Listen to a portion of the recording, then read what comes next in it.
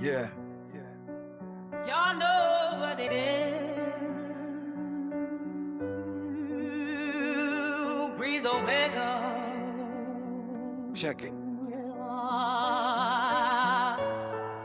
I wrote this hopeless. Filled with the dominance. Frappuccino flow. Yeah, you know who the codist is. Filled with the dominance. Grandma screaming bingo while we playing for the win. From the pachinko parlors back to where the plots begin.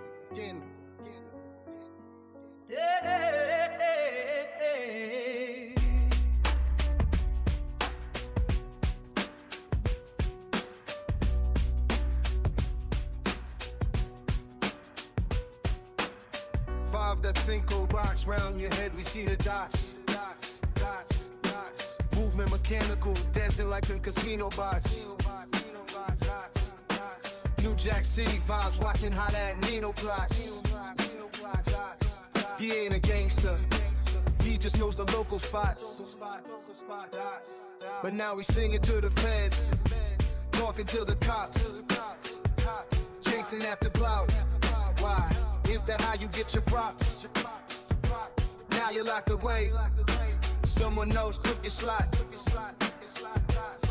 That ain't a circle, it's a pit where the bodies rot.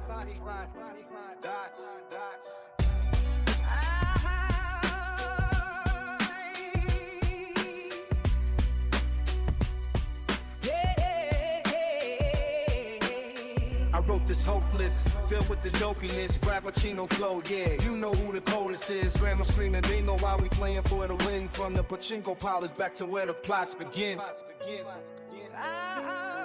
Yeah, I wrote this hopeless.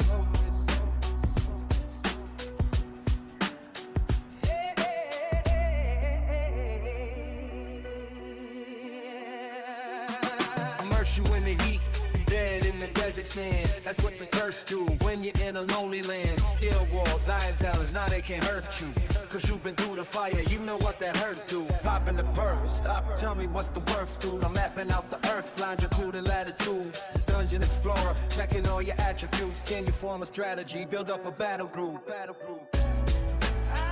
You ain't ready for war.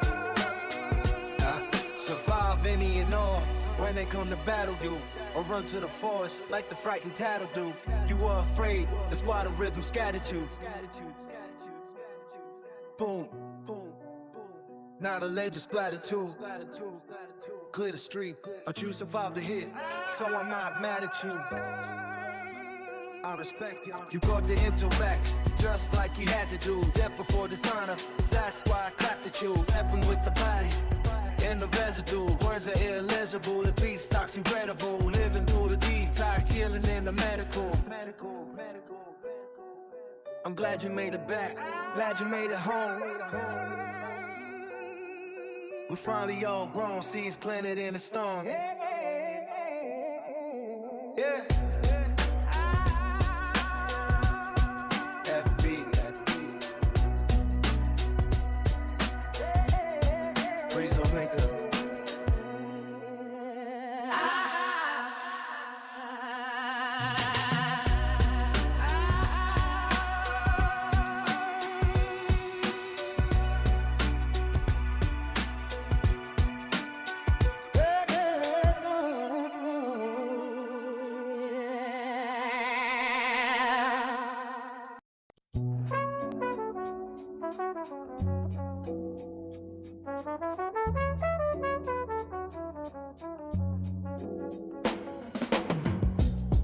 Yeah, FBA, Breeze Omega.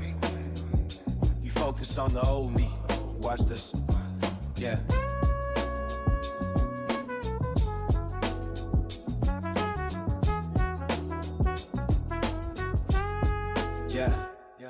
Yeah, I'm different, but y'all focused on the old me. The Laker dynasty, the Shaq and the Kobe. Perpetual oyster, yeah, that's the rollie. You riding waves, chasing dicks like Moby. Yeah, I'm in the dark, sounding like a shinobi. Yeah, in your heart, I'm the one that you know, G. Fill the packs and the scats with the OGs. Built it on a pillar, not a funeral pie. Breathe, scat pack screaming, on par on the tide. You should've seen the truth straight through the wire. No country for old men, no one's gonna hire. feeling the sweat, wet with the spire.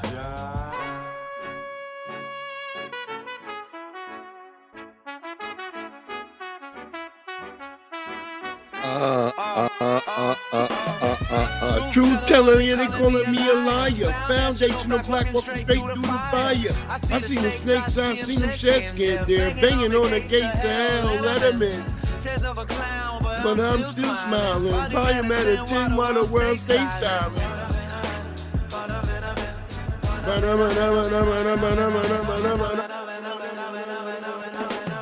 Go ahead, let him spit words like Letterman.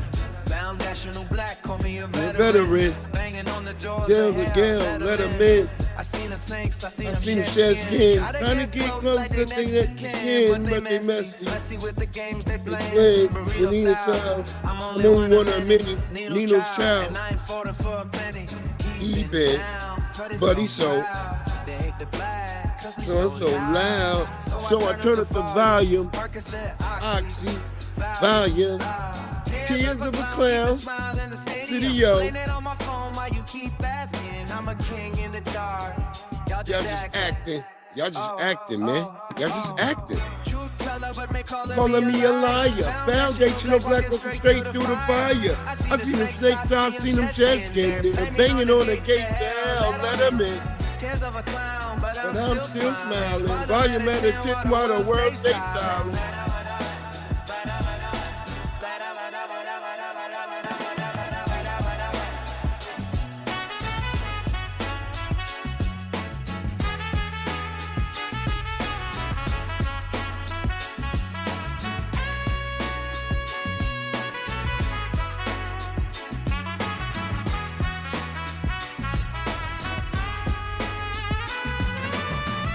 Truth teller, but they calling me a liar.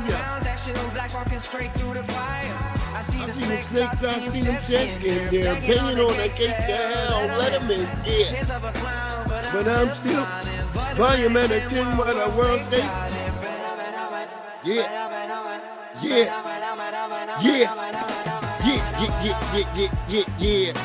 Get fresh. Yeah.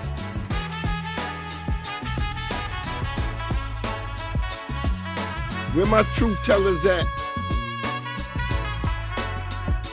You know that foundational black Americans gonna walk straight through the fire. You know what it is. It's your boy Breeze Omega. This Breeze. One more and we are in here.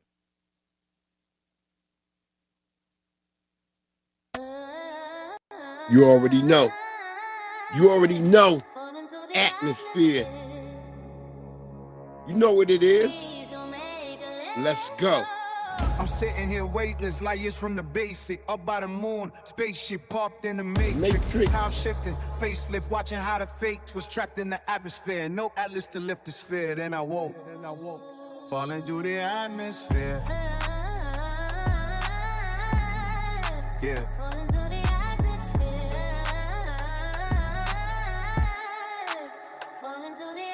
She didn't understand the mental. The visual was blurry. I'm leaning, I'm seeing central. Perception, distance is growing. I'm cosmic curry. Don't worry, the vision is blurry. The jury is out on the flurry. The sin and act, it's like you don't know me no more. The vibe is for sure. I'm pure like the bond between Bach and the Phoenix core. That's matriarch energy. I'm bleeding out empathy. You screaming, you don't like it. Well, the pressure is a gift. I'm in the zone now. Watching trying to hit tectonic plate shift. Truth teller, no capping. Keep the record there, look in my eyes, I'm the captain, nigga. I'm the captain, man. Clear. We ain't talking Kurt, nigga. Whoa, hard cold as the air, trapped in the atmosphere, anywhere. I'm sitting here waiting, just like from the basic. Spaceship parked in the matrix. Time shifting, facelift, watching how the fate was trapped in the atmosphere. No atlas to lift the sphere. Then I woke. Falling through the atmosphere. Thinking I could break stone. Make it home. Took a little bit of that just to leave the world alone. I fell in the zone, barbaric strength like Conan. Keep the snakes from the kids or whoever you bone. The theology is deep, but don't killed me, makes me stronger. The fall is eternal. Felt the days getting longer. Couldn't tell the AM from the PM. There's something new. Praying to the Most High, get me out the tomb. Longevity, hoping I might hit the turf. Football, Jesus touchdown in the light. I'm in the clutch now. Survive the rush now. Let's kick the atmosphere. The dust is settled now. I hear my seed screaming. Daddy, Daddy, be glad you're here. Be glad. But the dream is a meal. Yeah, yeah. Then I woke. Then I woke, nigga. Back to the plumbing. Yeah. Back to the Yeah. atmosphere. Yeah, back. Yeah.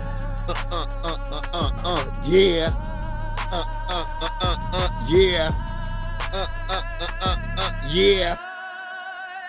Just me. Just me, nigga. You know what it is. It's just me. And we are back. We are back. Yeah. What it do, my good brother from another mother, Jesse Paris in the house, the lovely goddess Navi, the lovely Pinky Wells. Hopefully you come back through, Pinky. We are in here. Sorry about that, y'all. I know I'm late. I said at 7:45, but it was nice out here. It's just now going down dark. I got outside, got caught with Momo and the kids, and yeah, before I noticed, time was past where I was like, what the hell? But they say time flies when you're having fun. So we were having fun, the kids, Momo. Not my kids, the neighborhood kids. I got caught out here with the neighborhood kids. Yeah, I mean. And you know, Momo loved the kids. And she get out there and start going. She thinks she's a damn kid. She's out there with them. I just start thinking about an episode of The Little Rascals. Because I'm just looking at her out there. She's playing the role of Petey. They got her. They're putting hats on her and shit. Oh my God. Momo. I blame Momo. I would have been in here on time. But Momo, like, she loved the children, boy. I never seen a dog love kids more than Momo. Momo is a mess. And Lily. Well, Lily don't like the kids that much. Lily be barking at everybody. Lily trying to get some damn order out that bitch. She's trying to bite every kid that's running past because she's like, hey, it's too much movement, nigga. Momo like all that shit because Momo young and she like, you know, she's spry and she can move around with everybody. Lily's mad because she can't keep up because she's trying to yell at Momo. She's yelling at Momo and she's yelling at the kids. Oh, Lily is the worst. She like an old white lady. she yelling at niggas to get off the grass, all types of shit Lily is. Momo just out there mixing it up.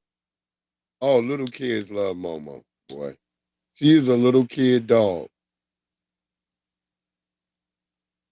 They just don't understand because Momo can she can get on everybody. She jumping and moving around all fast. The kids can't get her.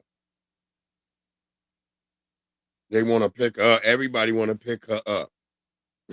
And then they always keep ask the same damn questions all the time.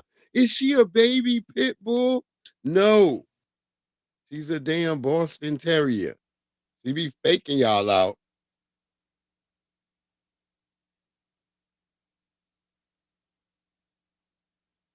I was like, yeah, Momo is a damn terrorist. What it do, family? You know one thing I wanted to talk about.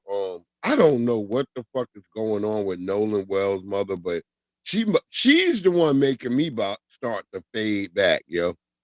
I'm about to fade into the water on that bitch, on her ass, because I don't know what type of job she got that she's trying to protect the Nabiscos that are being so cruel. But honey, this is why I say it's important that we follow through with our delineation And I'm at the point where I'm kind of like, I don't care about this case no more. And it's his people that's making me not care about the case. I'm at the point where I'm like, I'm about to tell that bitch because I follow her on TikTok. I'm about to send her a message tonight and be like, bitch, just let the Asians cape for you. Call some Asians and leave black people out of this shit. Cause you don't want the truth, bitch. You don't want justice for your child. Poor Nolan Wells' spirit. Oh my God, he's got to be looking like, Mama, what the fuck is you doing, bitch? Mama is letting you down, Nolan Wells. And I don't know what else to tell you, good brother. But your daddy ain't no help either. Now it explains the energy behind this family. Now it explains why our young brother found himself victimized in this situation in the first place. Because they say everything you know starts at home. And if your mama and daddy ain't teach you at home about the enemy within and without, then I don't know what to tell a Nolan Wells. I don't know what to tell you, young brother.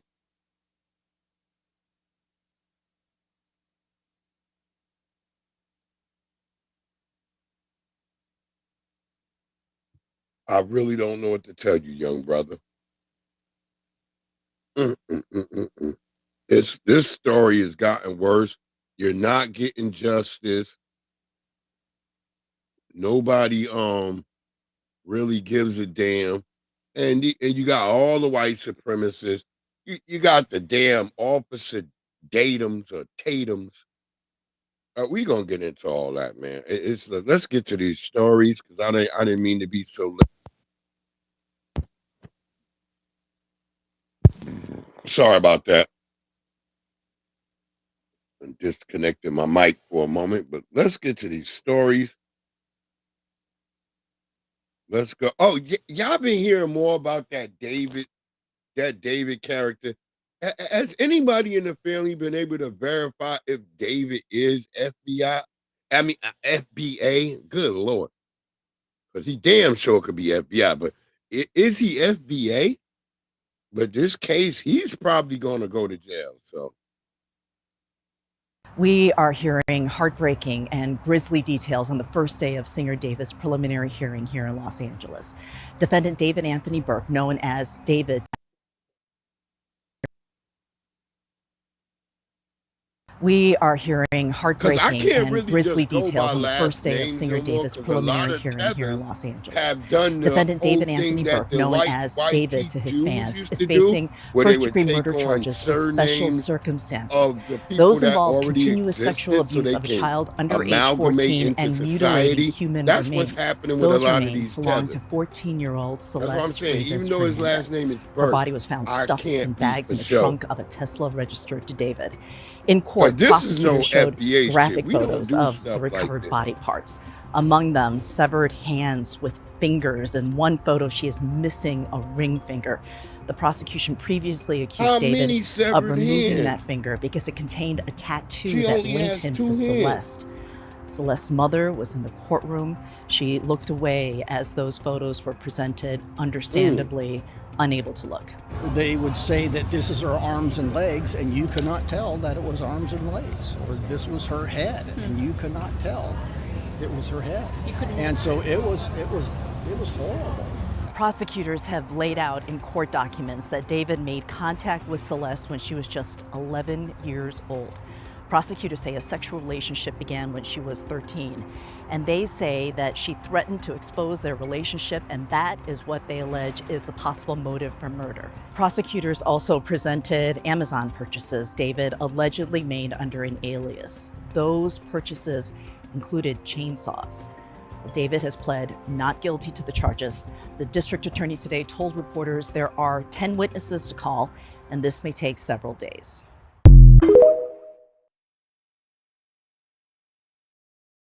Are they talking about there was a damn relationship between a grown man and a baby? How can y'all say that?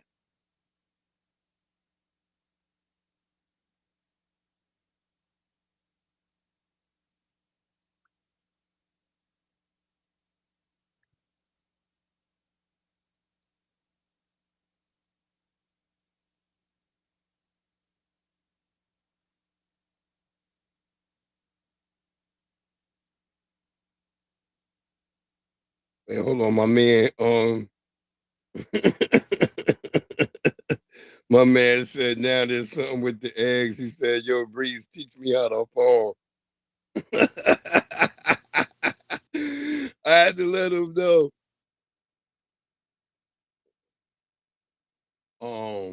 I'm hitting him up. I told him chickens. The first thing he gonna have to learn, because my brother is blood and shit. And I'm like, nigga, you gonna have to learn real quick. Chickens are crips. Chickens hate seeing red. Oh, get a chicken, nigga. If you got red in your house, nigga. Oh, red around your house, and get a chicken, nigga. Watch how fast that chicken attack that red, boy. Chickens are goddamn crips. Word up. Chickens are crips, family. Them niggas is straight up crips. They do not like blood, nothing, boy. Put some red around some chickens and watch that chicken come get your ass. I'm telling you, wear a red flag, nigga. That chicken gonna be on your ass in seconds. You ain't gotta worry about Momo.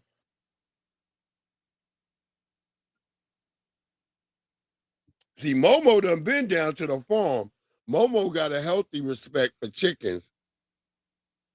Other than squirrels, Momo know that chickens will whoop her ass.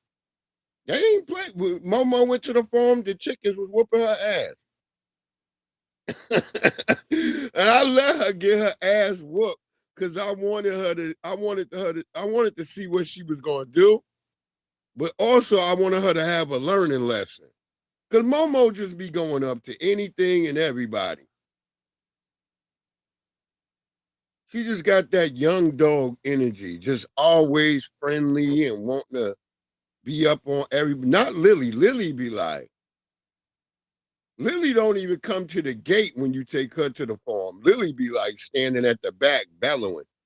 She be like, boo, boo. All the chickens know, don't fuck with her. She come on the farm making a lot of noise. Momo just is like a child. She just come on the farm like mixing it up with everybody. She's over there hanging out with pigs and shit, the piglets. Just doing unnatural dog shit. Momo is silly. Go ahead, brother Corey Holcomb. Our people built this nation. What are you talking about? And you come here and you sit your dick in built this nation. What are you talking about? Everybody put hashtag 5150 Nation in the chat so we can know that we want to get Corey back. We want to get Tariq back on the 5150. And shit on black man after black man. Man, get your they whipped Momo ass. I'm so glad people bringing light to this, man, because Momo those people like have been taking advantage of the community. I've never seen a dog dive into my arms quicker than Momo. And what made me mad was because she brought the damn roosters to me. And then you know I'm scared of roosters. And the roosters start chasing my black ass. Because they play both sides of the fence. There you go. Spin the block one more time, Mr. Corey Holcomb, boy. We need Tariq to come back over there, though. We need Tariq to come back over there to help our brother. Our people built this nation. What are you talking about? Built this nation. And you come here and you sit your dick in the booty ass up and talking about God, black man after black man. Call that nigga a dick in the booty ass the fuck up out of here. I'm so glad people bringing light to this, man, because those people have been taking advantage of the community for a long time.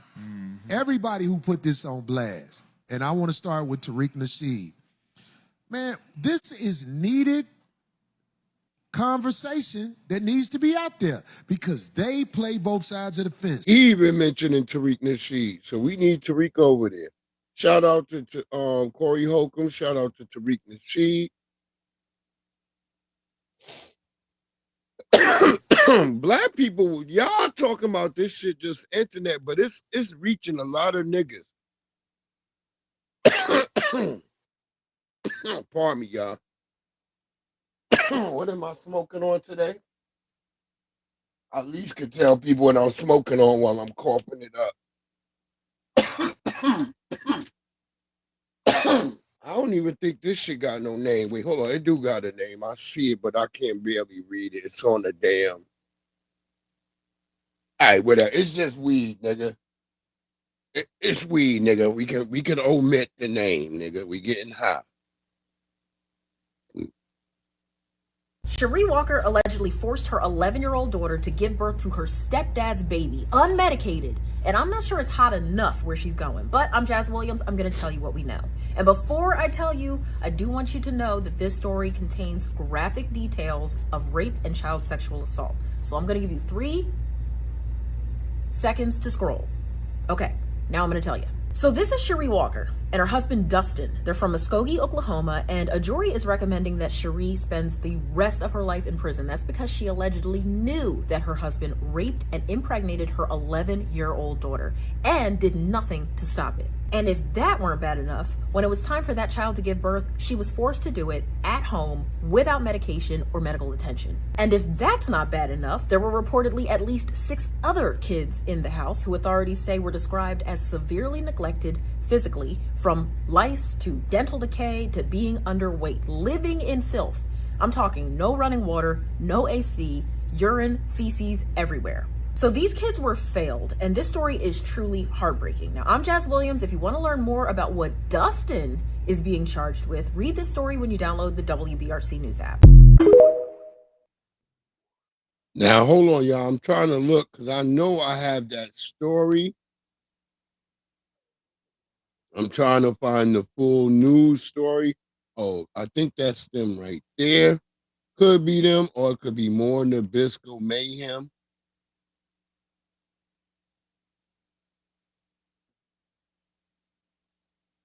But yeah, you see what these people be doing? You see what these damn people be doing? Like, yeah, come on. We got our problems, but these folks, boy, with that last name, you would have thought that was a black woman with that type of name. This might be some other Nabisco mayhem as I'm looking at the image. Oh, they be doing so much. It's hard to keep up with all the mayhem they be doing.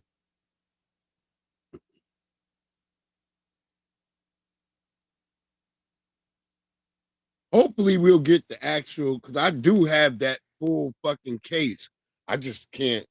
I can't tell. There's so many Nabisco faces in my thing right now. I'm just trying to figure out which one is the right one. But this might not be the right case, but it's another case that happened in the same week as that case. 2 people are behind bars in Pearl River County after a 14-year-old is found pregnant. Oh, this the one Deputies with the nigga arrested and his mama. 27-year-old Dawson James Brown for statutory rape, 2 counts of sexual. 2 people are behind bars in Pearl River County after a 14-year-old is found pregnant. Deputies arrested 27-year-old Dawson James Brown for statutory rape, 2 counts of sexual battery and human trafficking. His mother, 54-year-old Sabrina Brown, was also arrested for this is another case. Tampering with evidence, of attempted Nabiscos tampering with physical evidence, and Nabisco child stuff. neglect. This is all in the Investigators say same Child week, Protection y'all. Services just alerted heard them that in one late case. June Now that the you teen hearing was this pregnant. case. She bonded out over the weekend. Dawson Brown is still in jail. Deputies are also asking the public not to share anything that could identify the juvenile victim. Another white man. Do y'all not hear me? Do you not hear me? What do you mean cut off?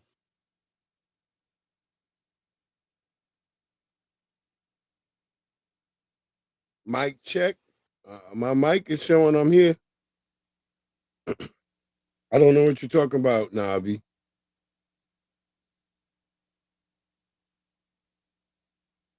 Here you have another Nabisco. I forgot about this case.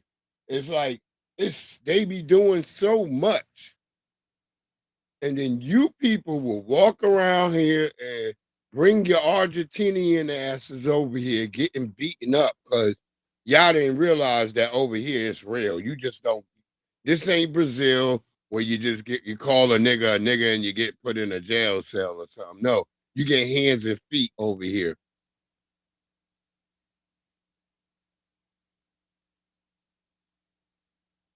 This is a mother and a son. And he impregnated a 14 years old, and the mama was involved with helping him cover it up. And y'all always screaming about the white man, but you forget that there's a white woman involved. Boy, y'all niggas is crazy. Y'all is crazy. He's not the only one involved. His mama is right there protecting him, and y'all still don't get it.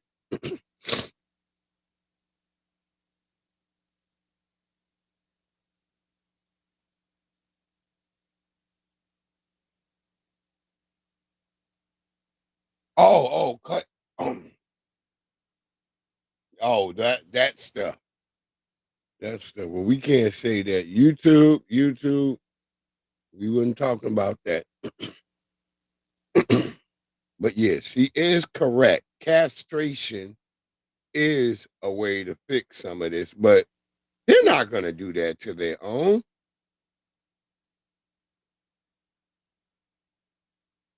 I saw a story yesterday. Well, I'm going to get into the story.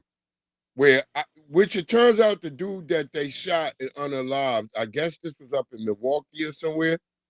The dude, because he looked like he was black, people thought, but the nigga last name is Ruiz.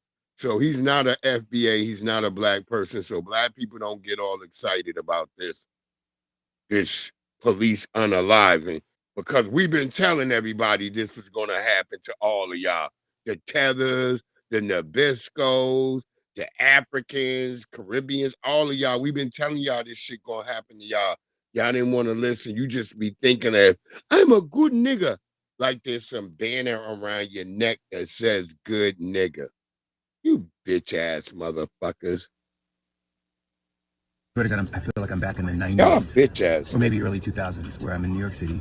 I'm waving down fucking taxi drivers. Look at these gay niggas, man. Are you fucking kidding me? Gay niggas don't get it. 4 or 5, maybe 6 taxis didn't pick me up. I thought. Now watch the Uber. Watch the musty Uber tether. Listen to what the musty tether maybe tells early us. 2000s, where I'm in New York City. I'm waving down fucking taxi drivers. He can't get a cab Are you fucking ride, kidding me? Listen to what the tether tells 4 or 5, maybe 6 taxis didn't pick me up.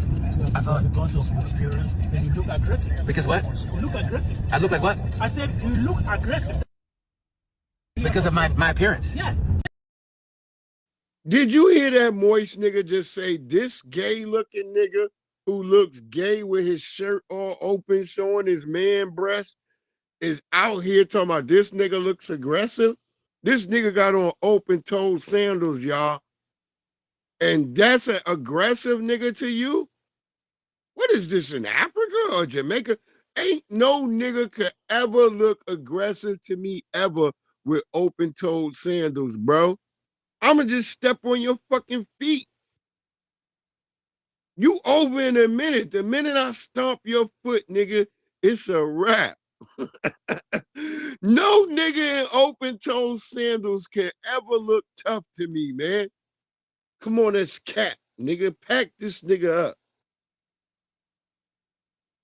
You can hear it in this nigga voice. Ooh, it feels like the 90s. Ooh, when I couldn't get no cab rides on them late nights, and I'm riding around trying to get some pussy. It was so hard to get them cab rides. Them damn Africans, them niggas, they was in there burning their damn incense. They didn't like to let a nigga like me in their cabs. Moist. He got a moist, aggressive voice. Maybe if the tether said that, you look aggressive, nigga. You look like a cheetah, nigga. and a hyena, nigga, when I'm coming down the street late night and they are singing Hakuna Matata, nigga. The nigga be scared of like hyenas and cheetahs singing, we will run the mighty jungle, the lion sleeps at night.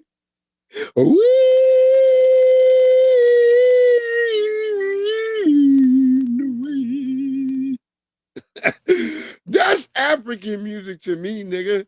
That shit that's not moving no club, nigga. Talking about we get our shit from y'all. Stop it, nigga. Listen, nigga. You are a very aggressive gay, nigga. Nigga, I would not show my foo-foo with you, nigga. The nigga said, you look aggressive. Let's go back to the beginning of that. God damn, Tether. What's my appearance? You got my appearance? Yeah. The gay nigga like shot. In the 90s. See why y'all Or maybe gay early niggas don't be 2000s, where I'm in New protecting York y'all? City. I'm waving down fucking Y'all taxi niggas goofy. taxi drivers. And I can't get one. Look at Are you this. fucking kidding me? Thank God Now for you Uber. get an Uber nigga and the Maybe nigga 6 start taxis. fucking. If it wasn't for Uber, I would not pick you up either, nigga. Because what? You look aggressive. I look at what? I said you look aggressive. Because of my appearance. Yeah. What's my appearance? Huh? My appearance? Yeah, you have the bottles running after the cab. It's kind of a lot of people. Running in the middle of the street looking for a cab. He said can't this scream nigga racism? scared a lot of It's people. there. I won't deny it. I'm done with But you, also, Tethers. Y'all better get the parents fuck also away from contributed. me. My appearance. Your bottle of what call it, the bottle The bottle of of water, water. right? That's The nigga got That's on Lee Daniels. open-toed sandal shoes, y'all. Anybody who knows Lee Daniels know he is the most non-threatening person you will ever come across. And this video this reaction ain't even really about him, because he still sits up here and hires immigrants over black Americans in his movies and his TV shows Yeah. or whatever. So this ain't even really about him. Let's take him away from the situation. Why Like, y'all don't even know. It So took both- me a minute. When I watched this video, it actually took for me to hear this brother say that was Lee Daniels. I didn't even know that was Lee Daniels. I just thought that was some random gay nigga. But yeah, that's Lee Daniels. I didn't even know. I had to watch the video 3 times. I was like, that's Lee Daniels? That bussy nigga is not productive, nigga. Y'all niggas be losing weight. If I didn't see a nigga with weight on him and then I see the nigga losing weight, I wouldn't be saying nothing. Go ahead. To talk like that to this black American man. And this has been going on for a very, very long time. Matter of fact, black Americans are 7 times more likely to get passed up by a taxi than YT Americans. Now, how many times do I gotta tell y'all that them people that's of this man's ilk are the same people as YTs? No difference. They're allowed over here as much as they're allowed over here because all of them have that same mindset and thought process about your people. They can't come over here unless they had that thought process.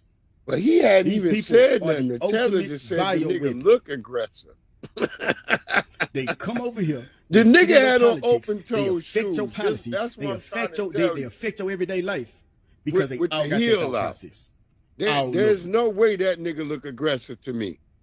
YT people love them. Love them.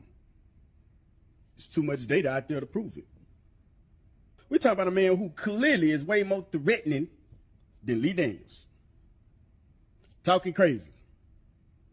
And you think you're gonna side me to unify with that? You got another thing coming. And I'm gonna make sure every one of my people on the same time and that I'm on it to the day I stop breathing. This is egregious. But show my Houston, Texas brother. That's right. My brothers, niggas is not. I told a bitch today, the bitch told me, like, if you homophobic, don't contact me no more. I said, bitch, I never contacted you in the first place. I said, bitch, you do realize you leaving a message to me. I was like, this doesn't make any sense. Like, bitch, you leaving a message to me talking about I'm homophobic.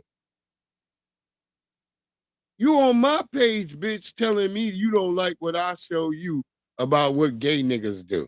That's not my fault, nigga.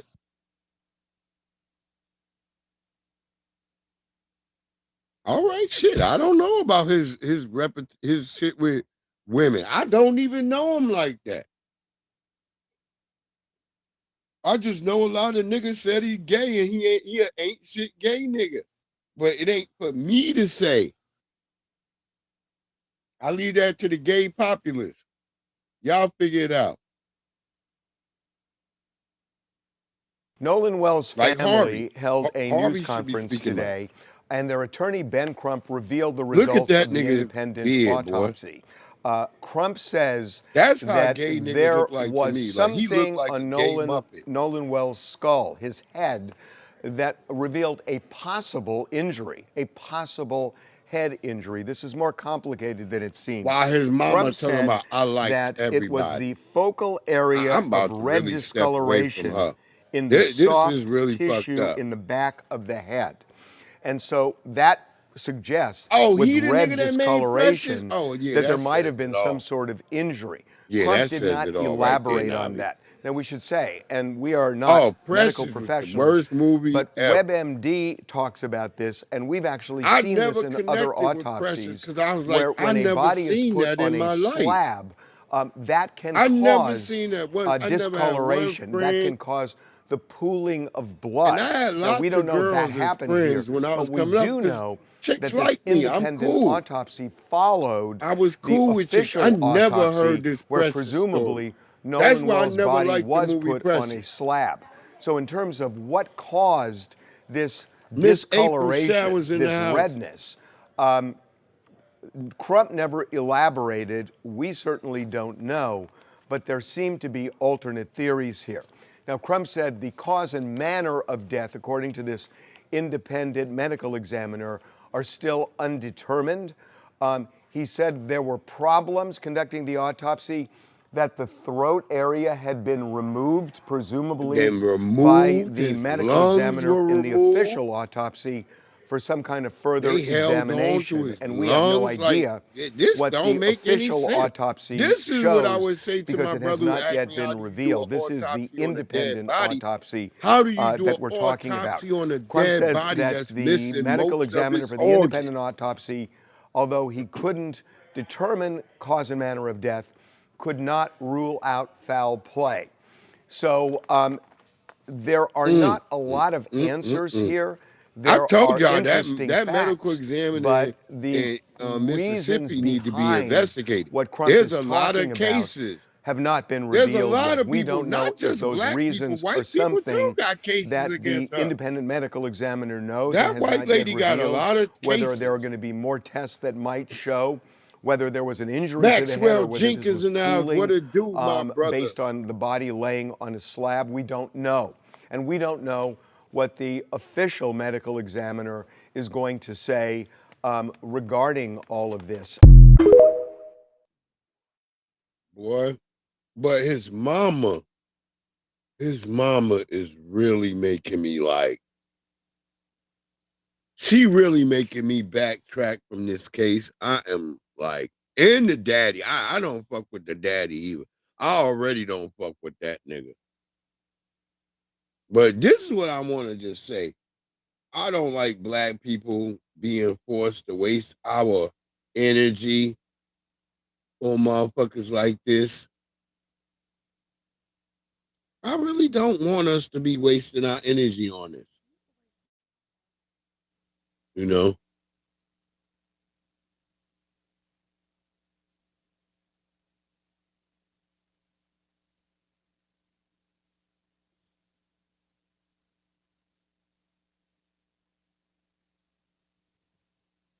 Because we want to listen to his so-called friend who chose to go do an interview on Officer Tatum. So that lets you know what's up with Austin, with Nolan Wells' so-called friends.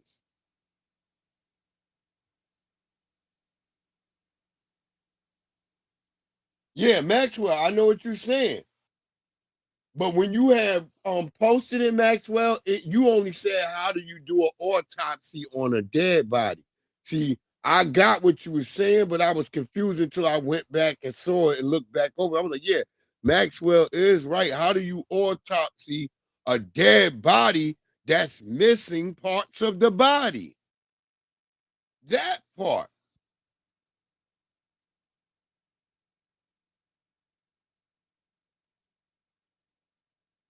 Yeah, y'all done took the boy's throat. The boy's missing his whole trachea area. The goddamn lungs is missing. Part of the chest cavity was missing too, from what I was told. And part of a bicep.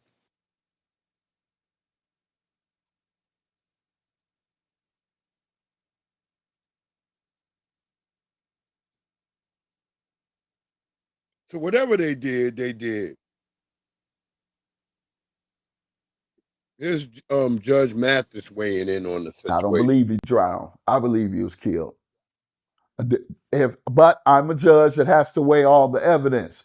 Preliminarily, that's what I see. You don't leave your friend on an island, seeing that he has left his phone, and not at least go back. You came there with him. You That's left him there. You say because he wanted to stay. But you notice that he's left his phone. How was he going to get home in the first place? Wouldn't he need his phone in order to call his transportation?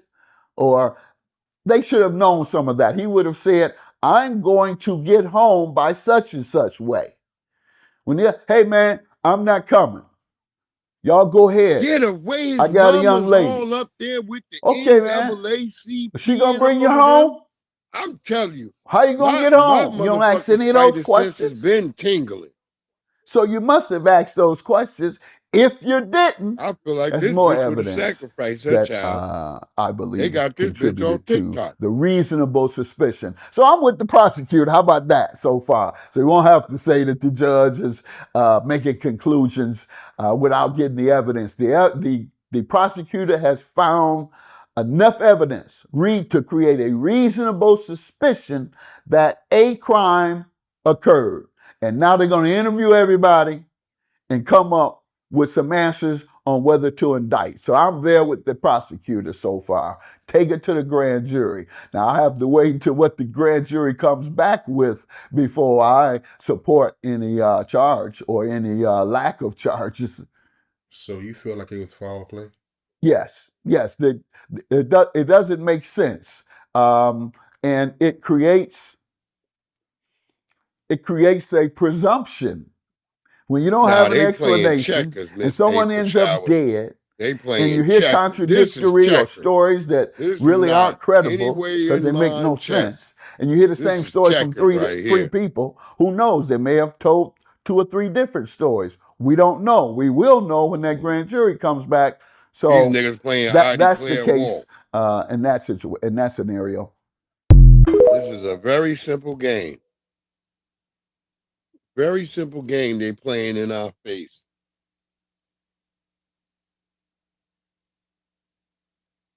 Right. Maxwell, that part. That's what I'm trying to tell you.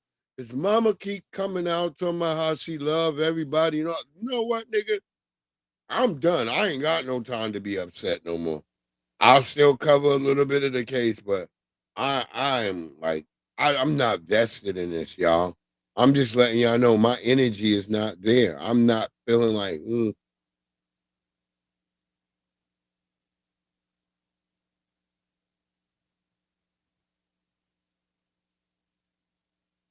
Yeah, there's a lot of backtracking all over the place. It's all over the place. It's nothing but more mystery. Did y'all see this shit? And this is why I'm glad and I'm grateful for this woman too, because she does her diligence. Back in the days, they would have just said this was a black person. But now it's coming out. The news now starting to let you know where these people come from. Because I had to get into it with a nigga at my job because a nigga at my job tried to show me this story. And I was like, that's not a black person. He's like, what do you mean? I'm like, that's a goddamn, he's an immigrant. He's not black. That's not one of us. Because, see, a lot of these white people now, they want to try to, like, argue us that these people are black. No, the fuck they ain't. They're a bunch of tethers and immigrants that y'all let over here. So when all this crime happened, nigga, oh, you know the only time they put them on the news is when they get one of y'all. A dispute over a $65 parking contract is being blamed for a shocking triple murder in Minnesota. Authorities say an Ethiopian migrant, 30-year-old Segab Benesu, allegedly flew off the handle and gunned down 3 parking lot employees after learning he couldn't cancel his month-to-month parking garage agreement at the apartment complex that he lived in St. Paul. Investigators say Benesu had called the office about canceling the contract because he wanted to join the U.S. Navy. When he was told no, he allegedly went to the office armed to kill.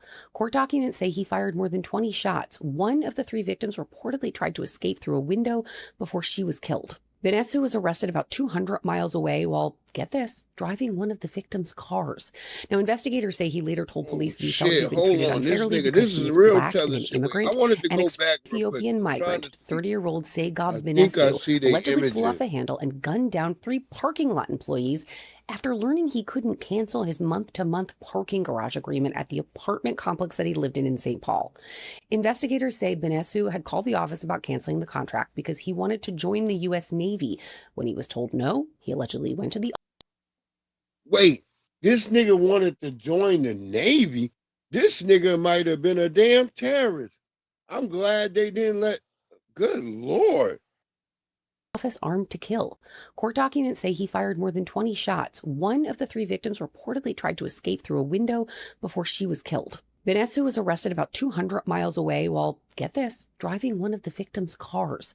Now, investigators say he later told police that he felt he'd been treated unfairly because he was black and an immigrant, and expressed frustration over his inability to bring his family from Ethiopia to the United States after trying for the last 7 years. He's been charged with 3 counts of second-degree murder. Get that nigga up out of here. Put him in jail first and then get that nigga up out of here. Make that nigga serve some time and then ship that nigga back to Ethiopia. That's way more pain. That's way more pain. Get that nigga up out of here.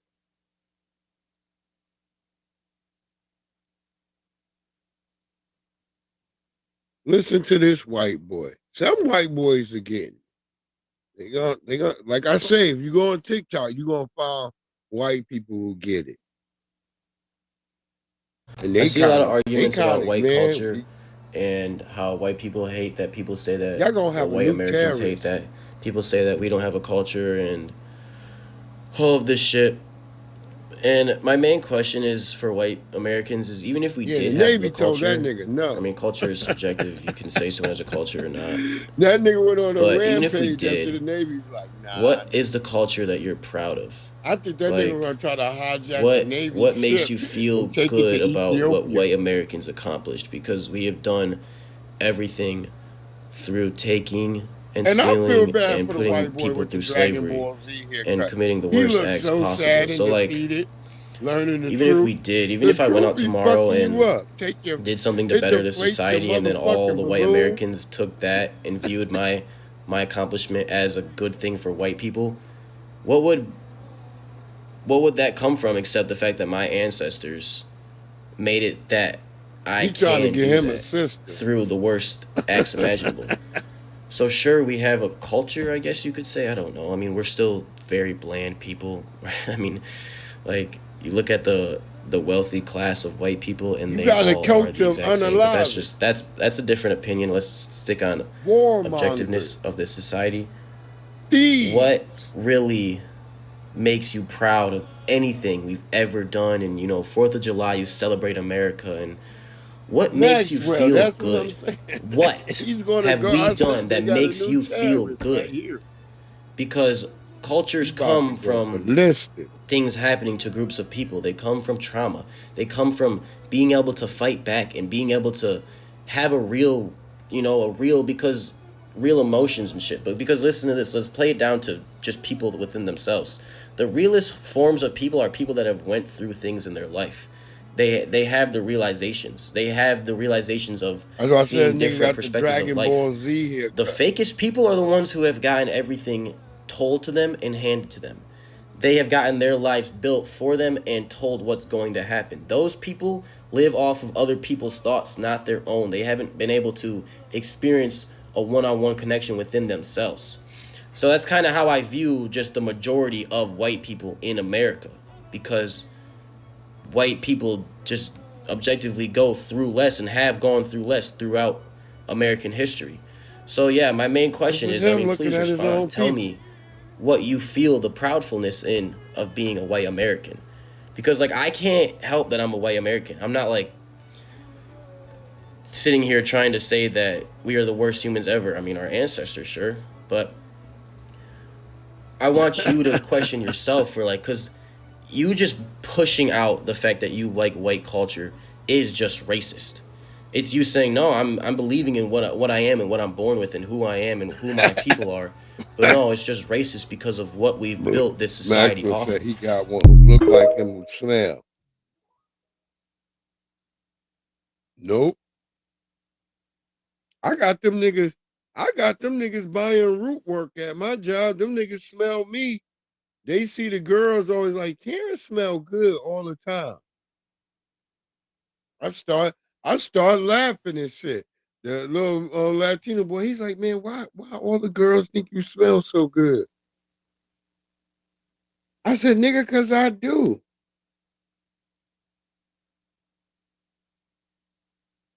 And then I showed the nigga the root work. So I don't care. I'm getting Tariq sales. They may not be us, but I'm getting my niggas sales. Like, nigga, go on rootwork.com right now. I had these niggas go on their phone, and them niggas ordered that shit right there at work. I told people Home Depot paid good. I had all them niggas order root work. There's like 4 Latino niggas and 1 Caribbean nigga that ordered root work at my job today. I mean, all them niggas order that shit. I was like, yeah, y'all niggas need some root workers. Y'all niggas stink. They be stinking. That working in there, nigga, with the heat, that should be breaking your deodorant. If you got regular deodorant. Regular deodorant don't work, nigga. You need root work, or you need another deodorant in your locker so you could put on more deodorant. But that root work, I'm telling you, that shit survived this shit. I was surprised. Yeah, Maxwell, they not. That's why they was jealous. I knew something was wrong. Everybody acting weird. Like the one African chick, Abigail, she's like really cool. She all right. Like I told people, black people don't really got no problems with nobody else. We just got problems when y'all try to talk crazy to us. Like the one African girl, Abigail, she's like, Terrence, she's like, where were you? We've been looking for you. You know, we could feel it when you were not here. You was not here. I'm thinking like, where's Terrence? I'm like, yo, this is what the bitch was telling me. That me going for 7 days, them niggas in there was feeling it without your boy being there. She told me, she's like, oh, we could feel it. We could feel it that you was not here. That explains probably why the zesty gay nigga was talking nice to me. Because the nigga probably knew it too. Like, damn, they probably thought I might have got fired or something.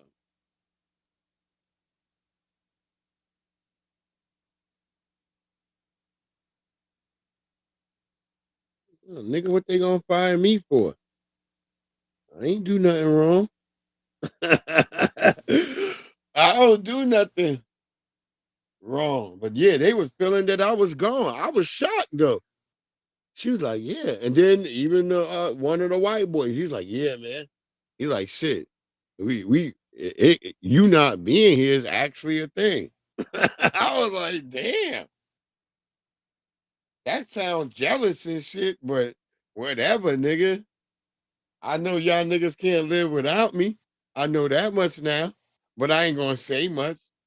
I'm gonna keep doing me the way I always do me. That's what y'all be missing, because I'm a nigga who don't say nothing.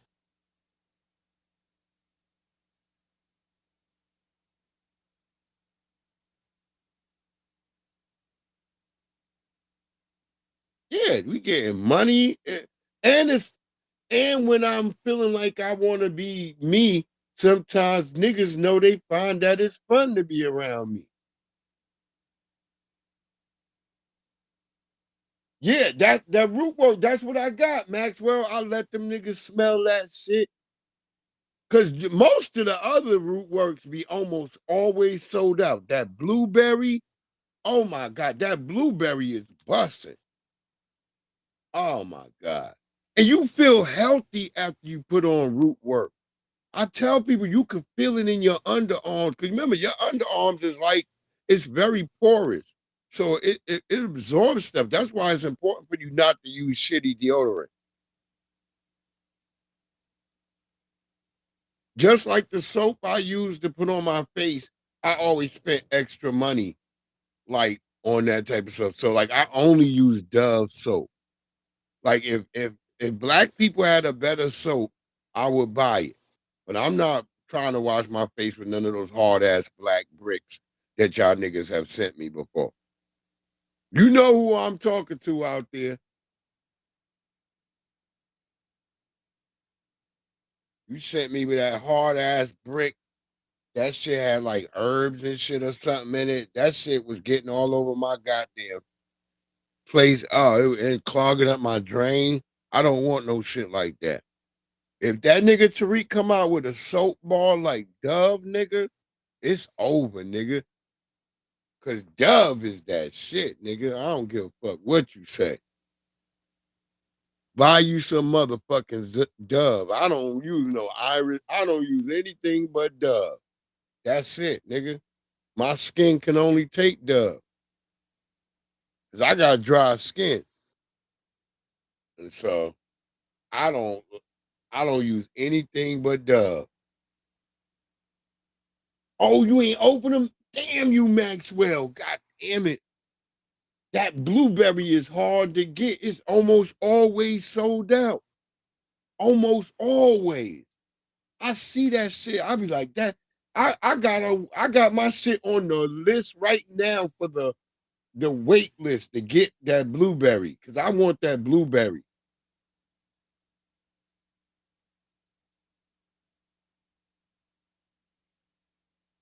He had this other shit. I forgot what that other shit was. Right, Maxwell. Maxwell, tell me that ain't the soap for a nigga. Oh, that shit feel good. You put some Dove on, that Dove is the shit, boy. I love Dove soap. That I ain't gonna lie. I said if Tariq can make Dove, nigga, I'll be buying that shit too. With that Dove, boy, I don't give a fuck what you say, nigga. I know they're expensive, but that's what my daughters use too, just like me. We haven't heard from any of their local officials that Nolan was found face down, fully clothed. Well, that's significant to us because the last time we saw him on the videos, he was without a shirt. So at what point did he put on a shirt? Somebody saw something. Somebody knows something. There were almost 300, 400 people. Somebody knows something. It's significant. You can't help but notice why is this dark red here in the back of his head? As that girl said, he was hit in the back of the head. That white girl did say that. That white girl said he was at a party and they hit him in the back of the head. So once again, I don't know. Ben Crump yelling like a homeless nigga that wanted a sandwich. Somebody took my sandwich. Where my goddamn my wild Irish rose, nigga? I'll just put it right here, nigga. Y'all niggas, he sounded like that nigga like, damn, Megatron, ain't nobody took your motherfucking cigarettes.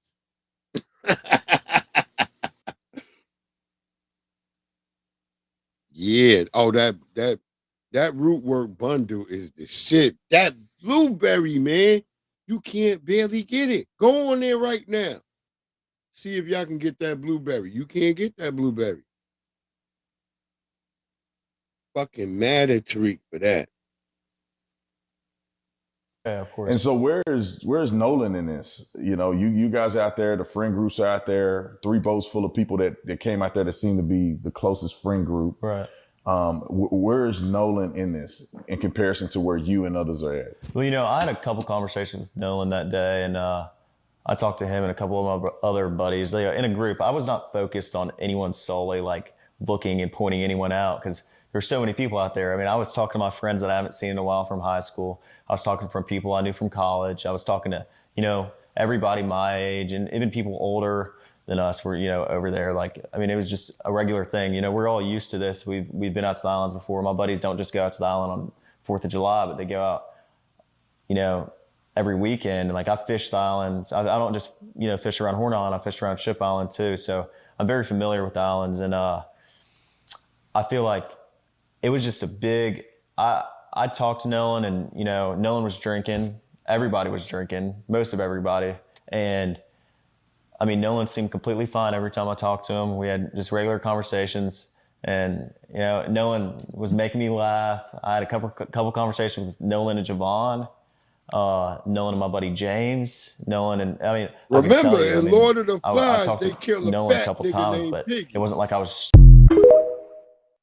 So you gotta remember that in Lord of the Flies. And there was one black kid, one Caribbean nigga in the group. They killed his ass too. I forgot what his name was and shit. But he was skilled at hunting. So they got jealous of him. And so yeah, they killed that Caribbean brother. That's in Lord of the Flies. Maxwell is right. That's how I learned not to be around white people in a group from Lord of the Flies. If they will do this to their own people, what makes you think they won't do it to you? Lord of the Flies should have taught every young black person, like, yeah, you don't want to be around a bunch of white people. Look how they get with each other. They'll go goddamn stir crazy.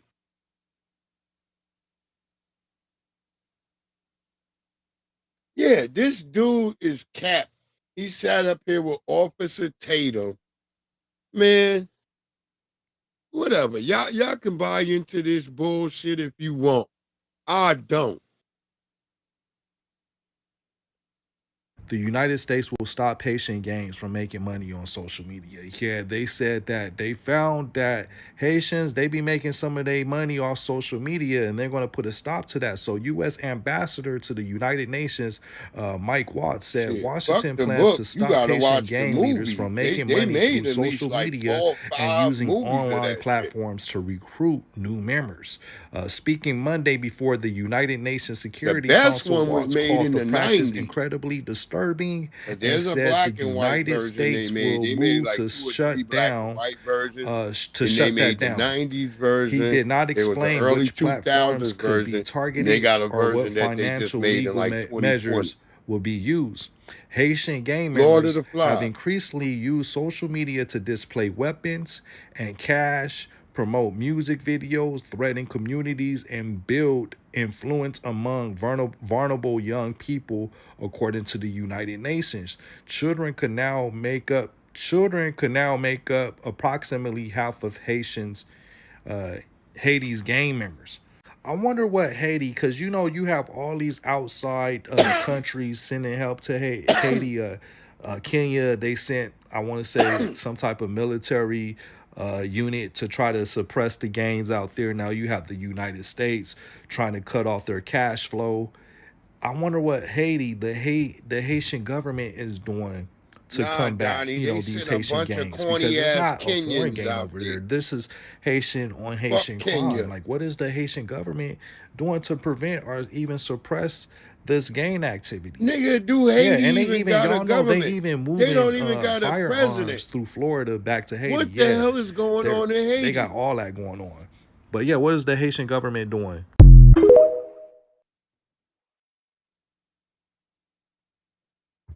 I seen a poll that if Haiti was to vote right now, If they were to vote right now, barbecue will be the #1 candidate for president.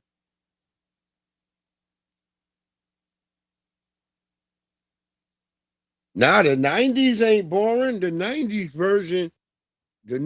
version of Lord of the Flies was fucking kicking, boy. The 90s version of Lord of the Flies, the new one I didn't really like because they did it in episode. You could watch it on the BBC channel. If you got BBC TV, you can see it. It was violent, but the 90s version was really violent. Because if you saw that white boy, you saw that white boy. Every white boy, that was the dominant white boy of all white boys. When you came across white boys, you like, yeah, that's the nigga from Lord of the Flies.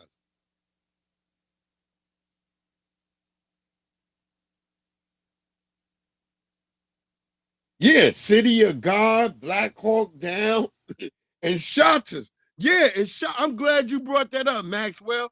Shotters, them niggas robbed the nigga for the propane gas. This is a kid.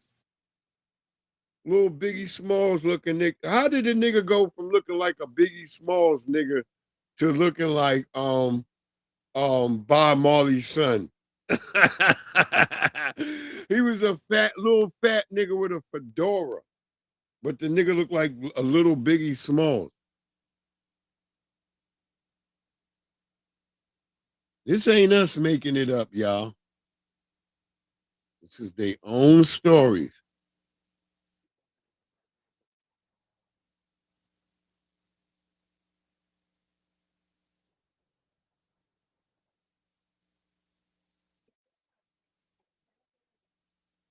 Let's get our sister. Cause remember, we still on the Indian shit.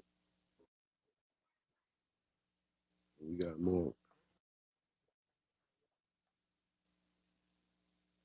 We got more roach talk.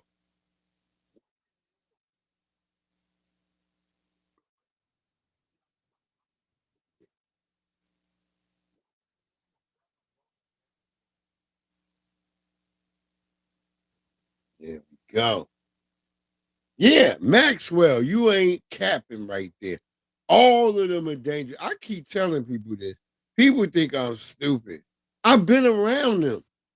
I watched them where their playing turns almost into somebody getting killed. I've been around them.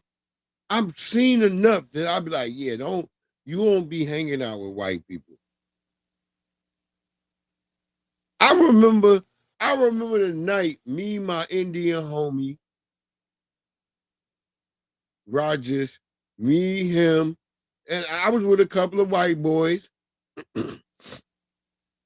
And niggas thought I was going to die. I was upset because I lost my damn wallet. But I was like, I'm up here trying to figure out how I'm going to find my wallet. Then I met these other white boys. We all at the goddamn river. We at the river. Nigga, you know what I'm saying? This the crazy shit. So me and the white boy told him, he like, hey man, come on, man, with me for a minute. I want you to meet some of my peoples and stuff. And this is like right after I think 9/11 happened. And we down there and I'm like, fuck. But I'm like, all right, because I'm young and naive. I'm still young and naive, but I'm like, okay, let's go. Let's see what's popping.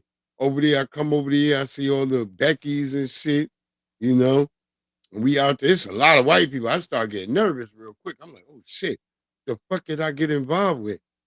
But I was lucky because I lucked out cause my man Roger, he's scared. He's like, Breeze.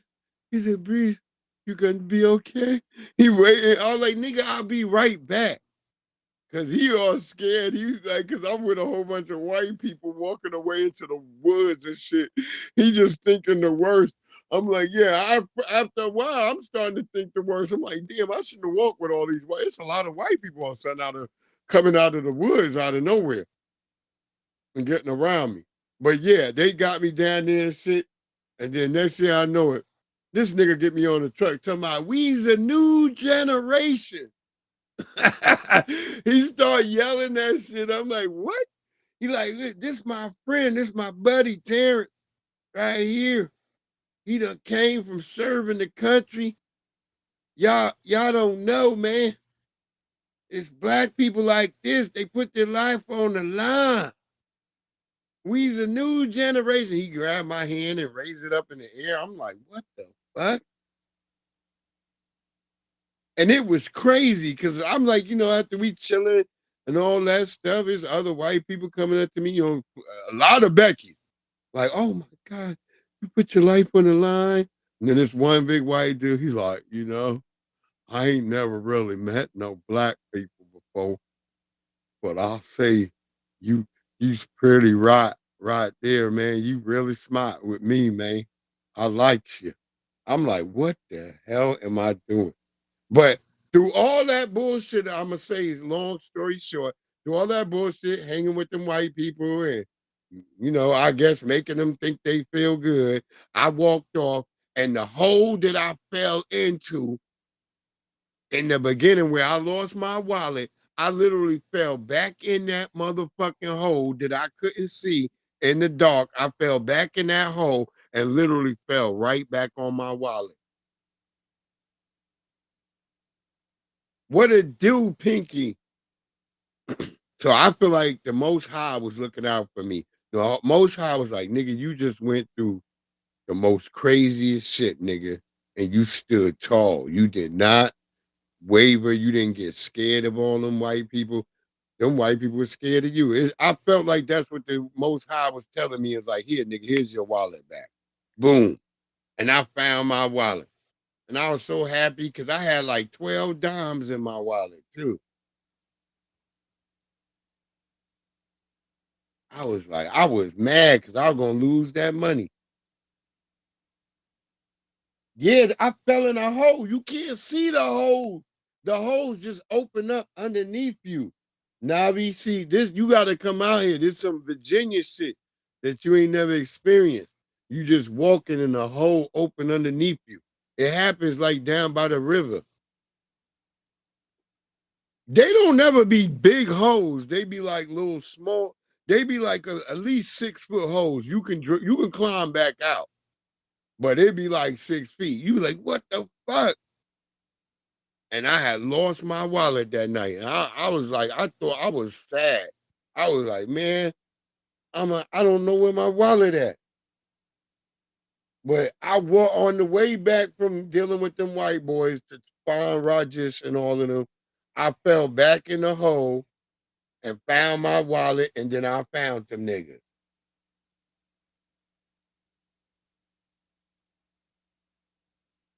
And then we on the way back, the goddamn police got a checkpoint on. Now, I'm going to tell y'all this, white boys don't stop at checkpoints. These niggas done turn off all the lights on their cars. I'm like, nigga, you about to, what y'all about to do? He like, don't worry. He's like, just hang on, Breeze.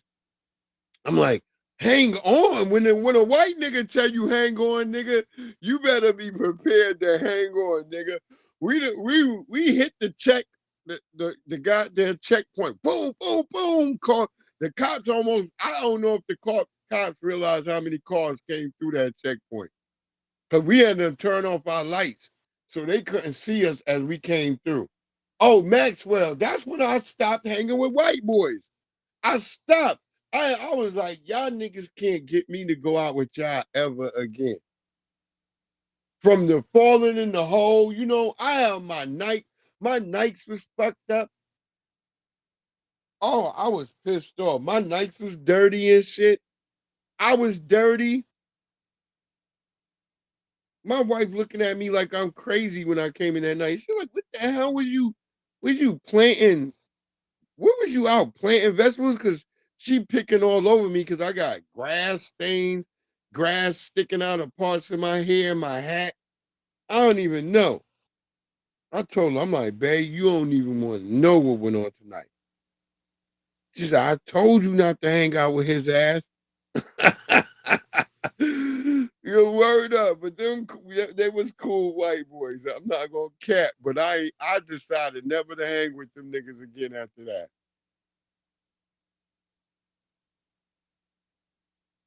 Yeah, I could have broke my leg and everything. Yeah, nah. But you sturdy. I was young at this point. I'm really young at this point. I'm not. My legs can't break that easy. But losing my wallet, that's what I was sad about. That's why I say I be feeling like God fucked with me heavy because I came and God made me fall right back in that goddamn hole. Because I couldn't see it in the dark. Because I was using my lighter. I was using my lighter to light my way back to where I left niggas at. I was laughing because when I got back, as I'm getting back to them niggas is finally mounting a goddamn a search party for me. I start laughing. They like, yo, they're like, Breeze? I'm like, yeah, it's me, nigga. I just fell in this hole. He's like, yeah, we just thought we saw a body walking. And I'm like, yo, I fell in the hole, but I fell right back on my wallet. So I didn't even trip. And all the weed was still in my wallet. So I came out of the hole with the wallet, and just so happened all them niggas needed to buy weed because they were stressed out that I was going so long. I'm like, nah, nigga, I had a good time. Yeah.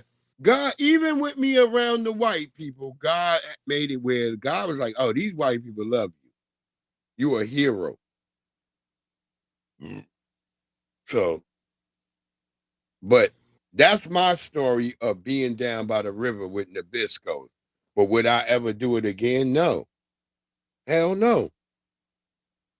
Would I, if I was young again, if I was young, the same Terrence right now, young, in this world today, hell no.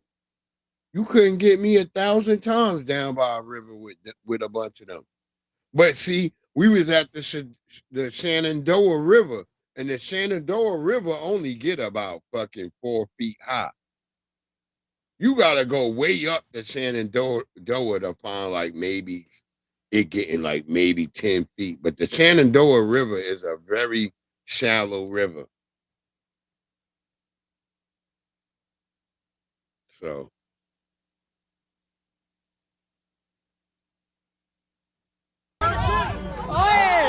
Tempe police responding Tuesday after video outside of a bar show a Tempe police. I'm telling you, when a white woman get thrown, Tempe police they responding always getting Tuesday after video outside of a bar show a Tempe police officer that taking nigga a cop woman to through the that ground. bitch.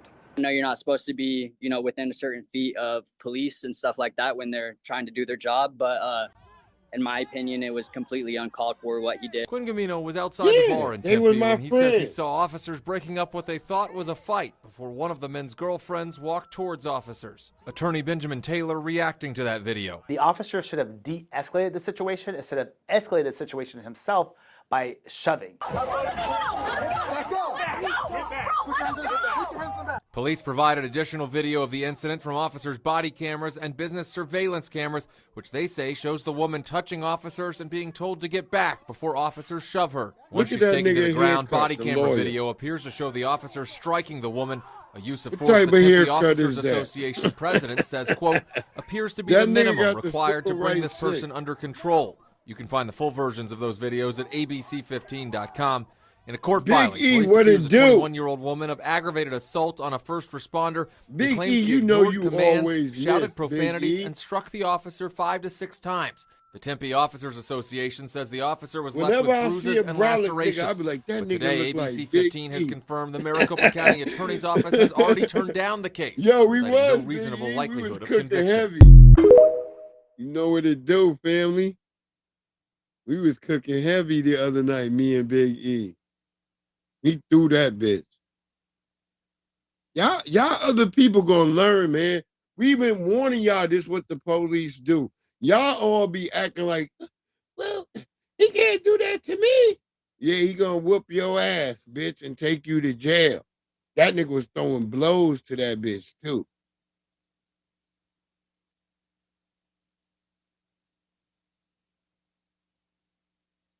Oh, thank you, Big E. Yo, what did he think, Big E? We be trying. I got some more shit coming soon. I just haven't I haven't loaded up shit because I've been working, and then like I've been like, getting Kira ready. We got to get ready to go back to school.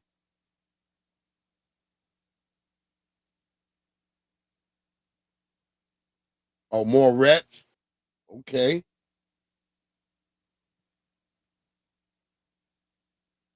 Yo, word up. I just helped a brother from the Bay. That brother was brawling. Then he was like, yeah, I'm building my own gym in my house.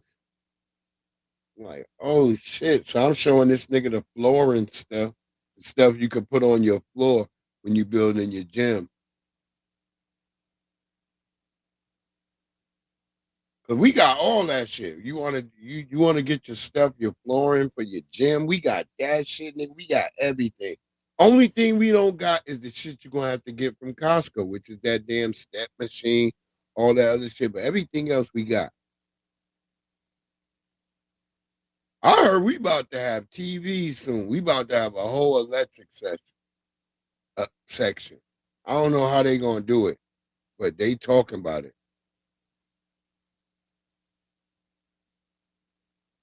I was like, yeah, nigga, you already sell the brackets, all that shit. Why not sell TVs? Make some money.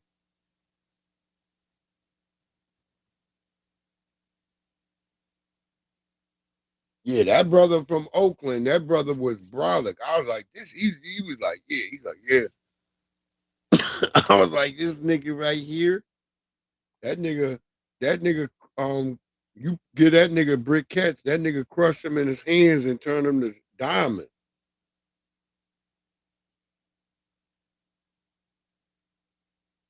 That's how strong that nigga grip was.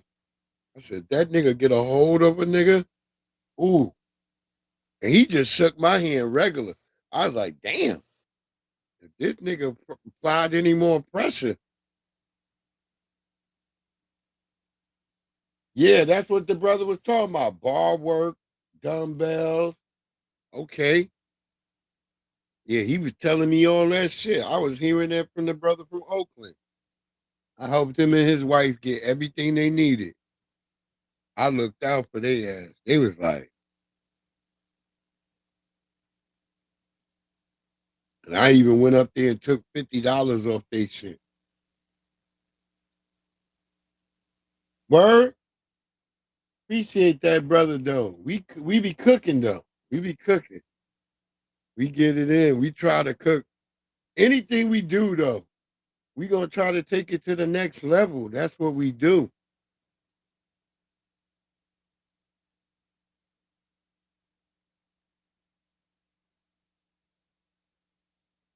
What do you mean the front of Nolan's neck was missing? I'm about to explain, but we finally got the independent autopsy report that his family had done, and we got some crazy findings. Trick Warden, but first we found out that Nolan was given back without the front of his neck, stating that during the first autopsy, it was removed by the examiner for further examination. For a sheriff department that keeps saying there's no signs of foul play, you guys keeping his neck says a lot. We found out that Nolan might have been hit in the back of the head because they found red discoloration about 12 by 8 inches in length. The examiner also kept his lungs, so again, the independent autopsy was not able to check if he actually drowned or if he had, water in his lungs. Also, the examiner did say they had trouble looking for bruises due to how far the body was decomposing. But the independent examiner says that they are not ruling out foul play, that they cannot determine how he passed away. So basically, we have to wait for the autopsy from the police. The sheriff keeps saying that there's no foul play involved, right? But for your examiner to remove the front of his neck, stating that it needs to be examined further, and for y'all to still not be able to tell us if there was water in his lungs or not. Okay. Yeah, shout out to our resident tether freak. I mean, that just makes all the sense. But his mama making me want to fall back. Oh, you seen some of Big E? Have you seen my salads? Cause I got videos with my salads on there too. If you've been watching, you'll see I make nice, really big salads. I like to throw a lot of feta cheese and olives and pickled red onions in my salad. That's what I like to do. I make a bomb ass salad. If you watch some of my videos, you'll see me when I'm making some of my sides. I make salads, especially when I make like big like meat stuff. I'll sometimes make salads to go with that, cause a salad will cut right through all that fattiness. I got a citrus salad I'm about to post because I didn't show. I be having some videos and I be forgetting to post them and shit. I got a couple of shit that I'm about to post. Oh yeah, Miss April Showers. On TikTok, I got a lot of shit on TikTok. See, a lot of shit on TikTok. See, I always vary up my stuff. Stuff that be on TikTok don't normally make it on goddamn YouTube. Cause they all got different things about how you do shit. So I have a lot of food on TikTok. A lot of food. If you on TikTok, I got a lot of food. Lot of food, lot of car videos, lot of sneaker shit, sneaker content. I'm about to play a video that shows y'all why we If can't you're even black get sneaker and content. don't know who Walter Plecker is, listen close. Go ahead, beloved. Because what he did changed history. No, literally. Most people think history is only changed by battles or elections. But here's the part people miss. Sometimes history is changed with a pen. Check this out. All right, racist. A message for all the racist people out there. You can't antagonize black people and then get upset when we get upset. We had to get one more in before the year ends. Walter Ashby Plecker. Who was he? From 1912 to 1946, Walter Plecker was the first registrar of Virginia's Bureau of Vital Statistics, the place we all go to get our birth and death certificate. He was a white supremacist, a eugenicist, and a man with the bureaucratic power to reshape history with the stroke of a pen. And you want to guess what this soulless piece of shit did? He fulfilled his life mission, as he stated, which was to preserve the purity of the white race. So to save the white race, he decided to use the little fragment of a brain he had and jealously destroy the identity of the indigenous race of America. He achieved this through the Racial Integrity Act of 1924, which he helped craft and enforce.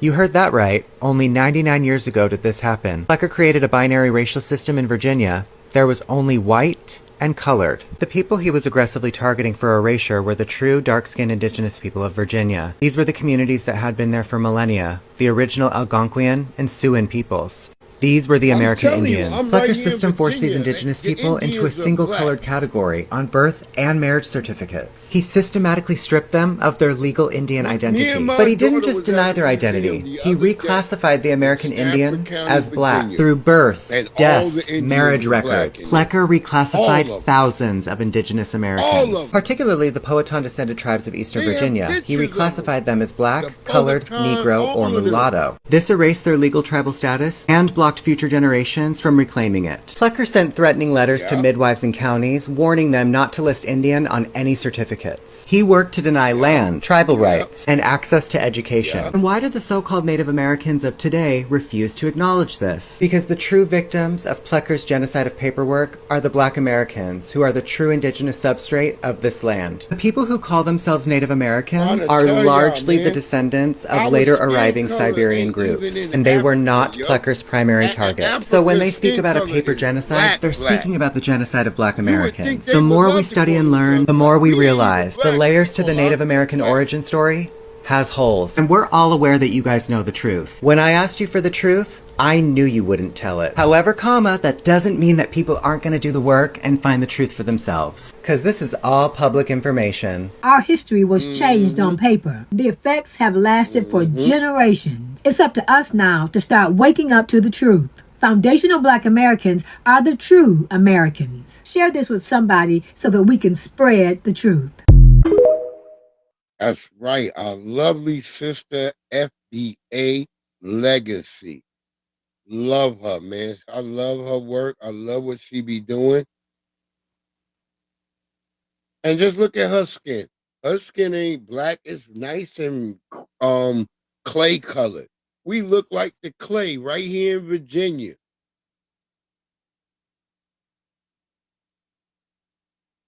I be right here. I look at the clay when it be raining in Virginia, and I look at my skin and I look at that clay. I'm like, God damn, that shit look exactly the same. I'm gonna go out and get some clay and I'm gonna hold it next to my arm to show y'all. That's why I understand that whole Redskin shit. We was putting that clay on us. That's why they would call niggas Redskins out here in the DMV, Virginia area. This is real. What it do? Only one Just Jay in the house. Appreciate you for showing up, beloved.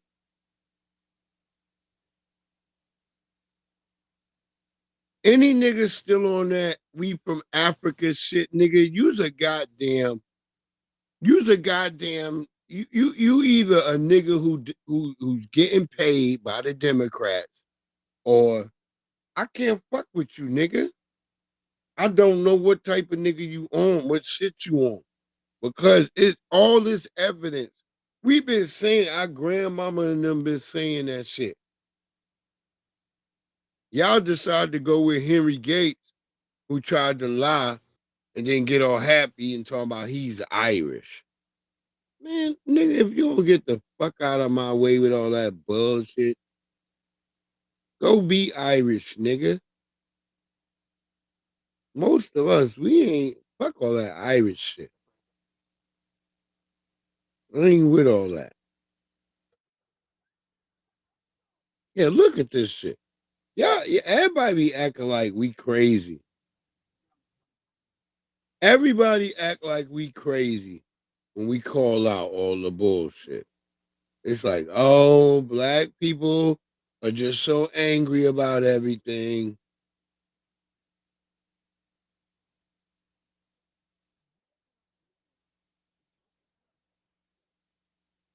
Oh yeah, I want to play that too. We ain't crazy. We ain't crazy. We standing on business.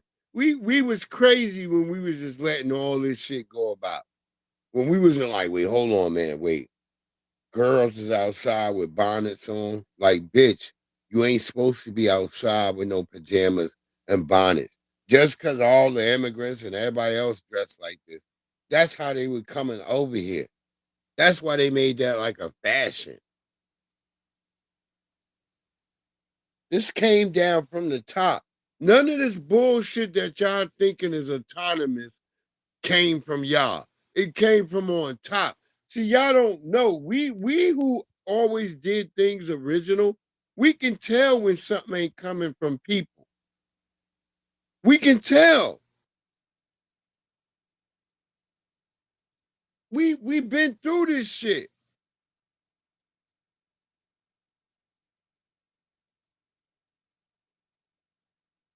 If you a goddamn nigga from the 90s and you was coming through the 90s into 2000, nigga, you can tell this shit like from the palm of your hand. You could just be like, yeah, this shit is bullshit.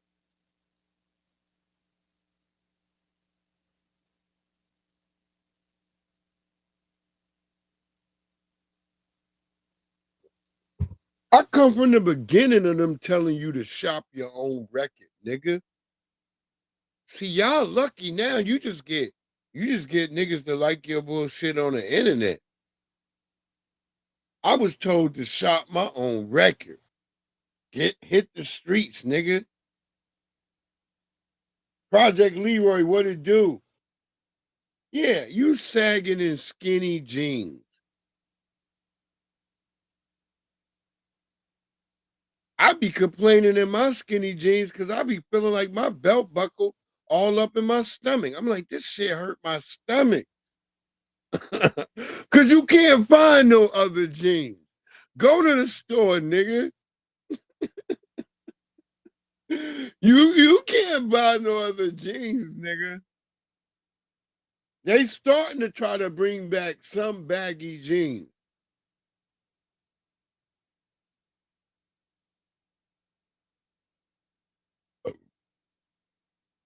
Yeah. But I'ma say this. A lot of these jeans sag because that's how they make the jeans. You like, what? Yeah, a lot of the jeans sag because they make them where they sag. I'm trying to tell you, get a nice, good pair of jeans, nigga. You're gonna be like, why does shit keep sagging in the back? You can feel it sagging. That's the jeans. They don't make like regular jeans really at all. You gotta like go online and search and find you some regular jeans if you want like regular jeans.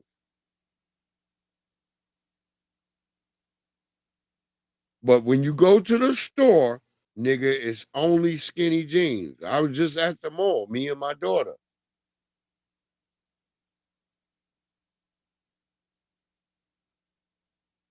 It's skinny. It's all you can buy, nigga. The underwears come now that make sure you're gonna be showing your ass. I'm telling you, this is crazy.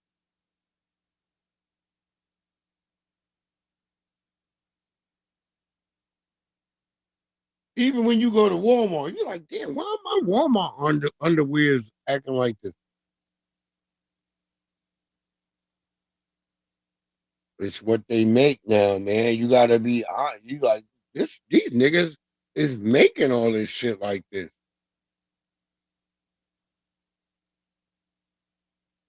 I had to dig in my closet to pull out cargo shorts so I could be at work, my nigga. Y'all don't understand. You can't go to the store and find no cargo shorts no more. Look at this shit right here, y'all. Tell me everybody ain't copying us off and acting like they us, y'all. While they're talking shit, y'all. Listen, what's wrong with this picture? What's wrong? That shit gonna be nasty, bro. You don't fuck with my. Everybody got a little attitude. Fair use, YouTube. Fair use, YouTube. Nasty, bro. You don't fuck with my. We do not own the rights to the music. Bro, y'all saying all this but not doing nothing. Exactly. Like what the hell? I started a fucking grill.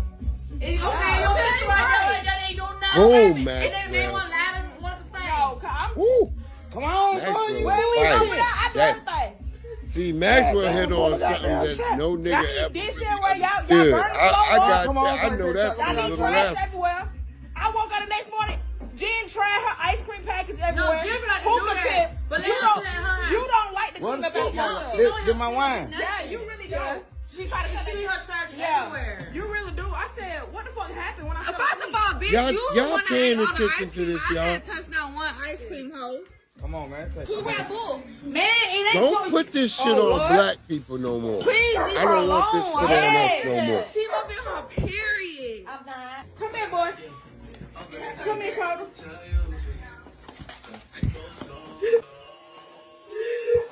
Oh, the nigga had a duty stain? That nigga must have been a bussy rider. Cause ain't no regular nigga with white underwear is gonna be having his pants sagging if he wipe his ass.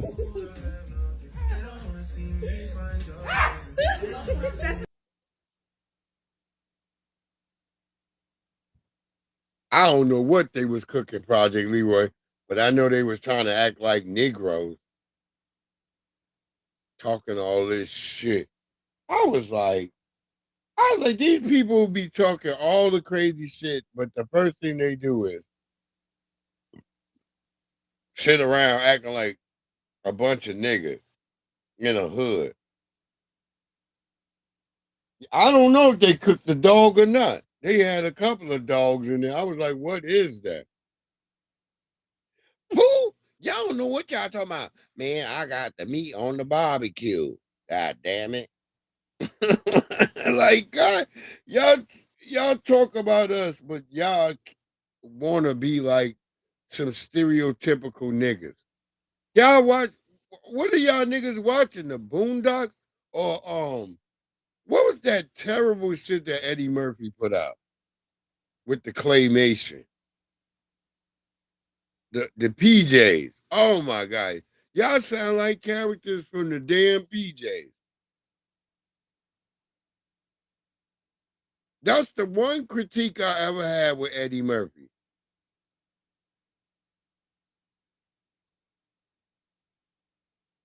I get Eddie. Eddie was like, he was trying to tell something. Eddie was like, nah, I just wanted to tell something. You know, I didn't think Eddie hated it after a while too. That's why I don't think the PJs went past a season 5 or season 6.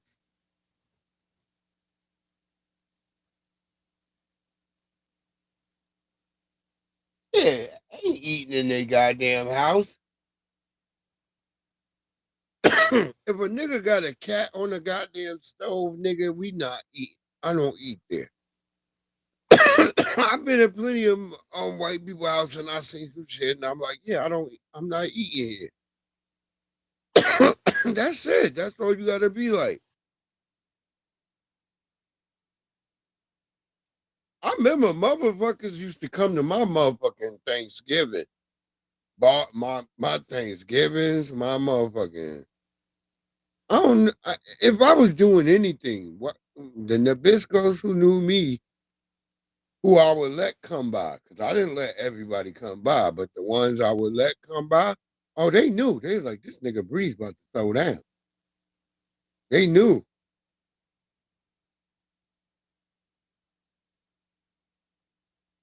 Oh, I love Norbit. I love Norbit. Norbit was funny as shit. I don't care what anybody say. That was a sleeper. Norbit was a damn sleeper. Yeah, Maxwell. I'm down laughing when I watch Norbit. I'm sitting. That's one of the movies that I watch. I be falling on the ground. Cause I know a bitch like that. Y'all don't know. I know a bitch just like that, beating on her skinny nigga, just like Norbit. She got a nigga just like Norbit too, whooping on this nigga. I was just over their house the other day, and nothing changed. I was asking that nigga. I was like, "Yo, nigga," I was like, "Ain't nothing changed, nigga." And soon as she saw me, she's like, "Oh, fucking Breeze, oh fucking mega, nigga." She's like, "It's on sight, your bitch ass." She's like, "Nigga, you always talking shit." The bitch hate me. Oh, she don't like me. When she see me, she said it. That bitch, soon as she saw me, she's like, "Nigga, it's on sight, nigga." And she big. She looked just like the bitch. I wanted to take a picture, but she like, "Motherfucker, don't pull that camera out." I be scared of that bitch. And she got brothers just like the nigga. She got 3 brothers just like them niggas. I like, oh. I said, if I wasn't scared of her brothers, I'd take a picture of that bitch and show her y'all. Y'all be like, what the fuck? Yeah, the bitch, she be threatening me. I remember she used to threaten my wife. I remember she used to try to threaten my wife all the time. Word up. Jen, you about to give me a ride over here, bitch.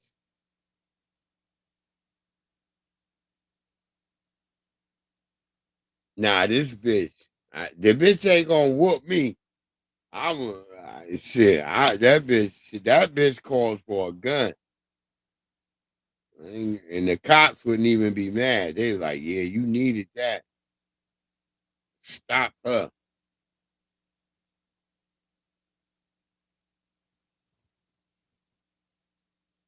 I was going to shoot her before. One time, I was like, man, bitch, if you run up on me, I'm going to blam you. I was like, bitch, back up. She kept trying to get close.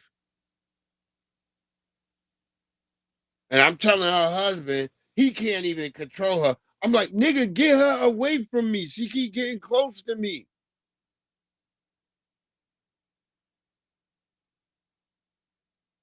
I'm like, bitch, back up. She kept getting close. I'm like, bitch. Because I knew if I shot her up close, that bitch gonna die. That's when I had that Taurus.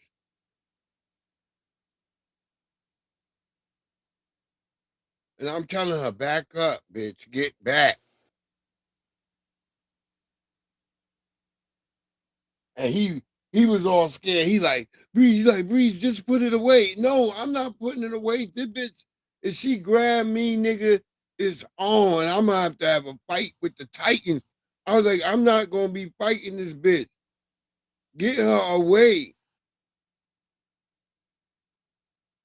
He finally cried and shit and dragged her away and shit. I was like, please.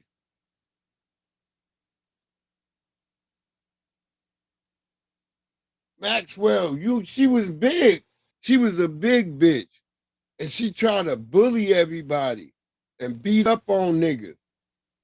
I'm not a big giant nigga. I'm tall, but I'm not like a giant nigga. She thinks she can beat up on niggas all the time. That's what she would do to the nigga. The nigga look like Norbit. And she tried to beat on niggas. And I was like, you're not going to be beating on me. I'm not your boyfriend.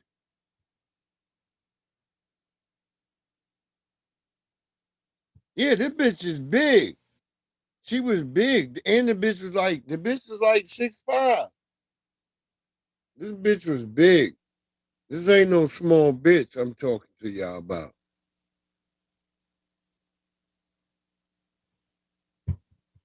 Project Leroy, that part. She was big as shit. You have to be like, cause she think like, oh, I'm gonna beat a nigga up. Like she thinks she gonna beat every nigga up on the block. That's what she used to do.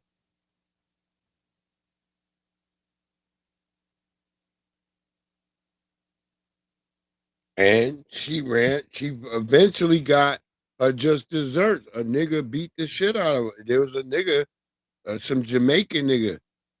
She tried to press some Jamaican nigga, and the Jamaican nigga beat her to death, damn near. She ran into some bomber clock. The bitch got beat. She got beaten by a Jamaican. That shit made the news out here.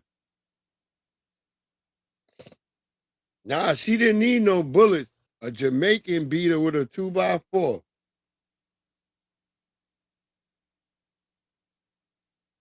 The Jamaican, that nigga beat her ass with a 2x4.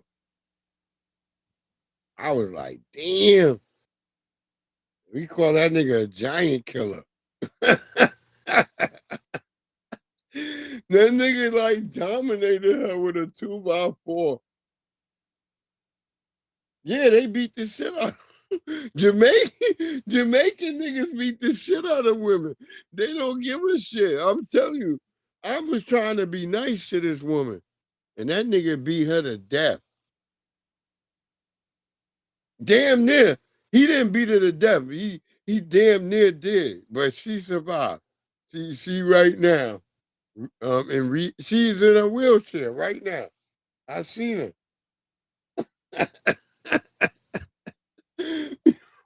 I'm just brother. I'm just saying. That nigga was like bomba clot. That nigga went and probably got a 10 of a macro after that. He went and got a 10 of macro and cooked it up with some rice and shit. Y'all never seen Jamaicans do that? This is the craziest shit ever.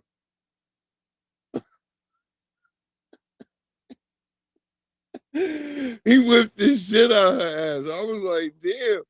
I was like, so it took a Jamaican nigga to conquer this beast. We all out here trying not to do nothing to her and stay away from her because she thinking she could just beat up on niggas because the nigga she had. And I blame that nigga because he was letting her whoop on him all the time. That shit made the news. I was like, damn. And yeah, they took that Jamaican nigga. They got his ass.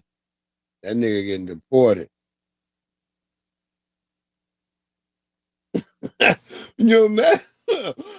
I know we shouldn't be laughing, but that's what happened. She tame now. She 6 months now. I seen the bitch in the grocery store. And all of a sudden, she was nice talking. She was like, Breeze, you know that motherfucker, what he did to me? She's like, you never, you always threaten me with your gun and stuff. She's like, but you never did nothing. I'm like, yeah, bitch, because I was trying to be nice. Like, why are you always threatening niggas? I used to say that. I said that to her. Like, why you be threatening niggas? And you ran across the wrong nigga. And he was a Caribbean. She's like, I know. She's like, that motherfucker. That's what they do over in their home country. I seen her. She's riding the motherfucking little scooter in the motherfucking grocery store. You know the shit with the basket in the front. He whooped her ass. But she was nice to me. She told me. She's like, I be listening to your little bullshit, your little bullshit YouTube page. She called it a page and shit. I started dying laughing. She was like, yeah, but you be right. Them motherfuckers don't give a shit. She was getting her ass beat up. Yeah. Fucking with the damn Jamaicans. I told her, leave them niggas alone. You trying to always put your hands on niggas because you think because you big. See, your daddy never told you that. Yeah, her daddy was like 6'8". I remember her father before he passed away. He told me, he's like, yeah. He's like, man, you the only one come by to be nice with my daughter. He said, try to be, teach her to not be always putting her hands on people because she thinks that's all she can do. And I couldn't never get her not. She was that was my home girl. I liked her like shit. I'm like, I'll put that bitch on any bitch. And then she wanted to attack all of us. Bitch, we were going to use you. This bitch is trying to beat us up.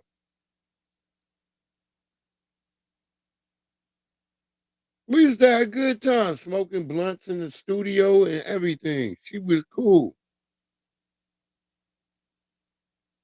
But then that bitch started tripping.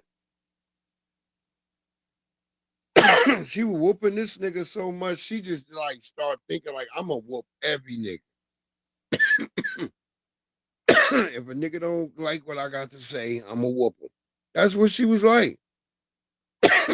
She tried to whoop us all. It was some niggas who didn't take that shit. I remember the nigga, that nigga broke bamboo sticks on her head. That's before she got beat by the Jamaican.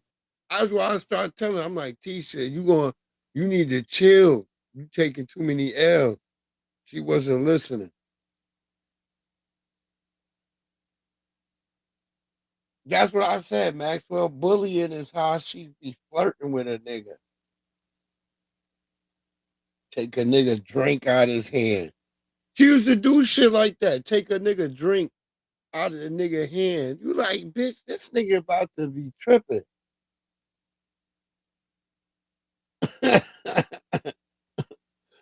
Yeah, the Jamaicans was ruthless.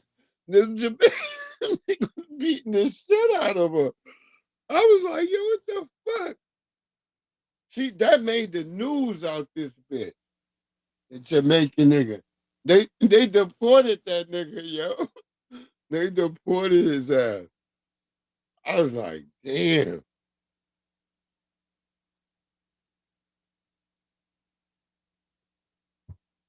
She ain't want to listen, man. We were warning that bitch. Every nigga ain't out here willing to get whooped on. It was fucked up because that nigga looked just like Norbert. That nigga had the afro just like that. I be seeing this nigga. This nigga be coming to Home Depot. I be laughing like shit.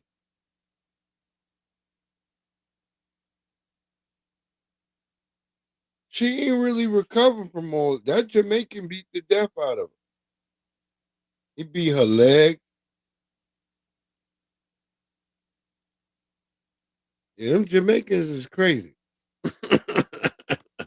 They'll beat a woman. They not gonna be no tough nigga against no man. A man could easily beat a Jamaican up. Jamaicans, they ain't gonna try no man, but they gonna try a woman. I promise you that.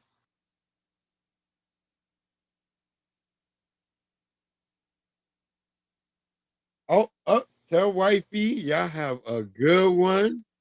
Y'all have a blessed one, Maxwell. Tell wifey, y'all chill out. Have a great. Oh, it was lovely today. That's why I told y'all. That's why I was late, cause I fucked around and I was outside. Oh, it was lovely. You can't say it wasn't. Today was a really nice day with all the bullshit that went on. This nigga talking about he need 1.15 trillion dollars for some war in Iran, and they gave it to him. I don't want to hear shit about no reparations. Give me my motherfucking reparation. You got money for war, nigga. You got money for everything else. Give me my fucking reparations. I don't want to hear nobody crying no more. The country go bankrupt. I ain't hear no white people come out crying about 1.15 trillion. When the nigga like, no, I don't just need bombs. I need the right bomb for the right time. That's what that nigga said. I was like, shit, that nigga sold me, though. I ain't gonna lie. That nigga sold me. That nigga said, yeah, I need the right bomb for the right time. That bitch was like, no, you telling me you need this much million for bombs? That nigga said, nah, bitch, I'm telling you, I need the right bombs for the right time. That's what that devil said.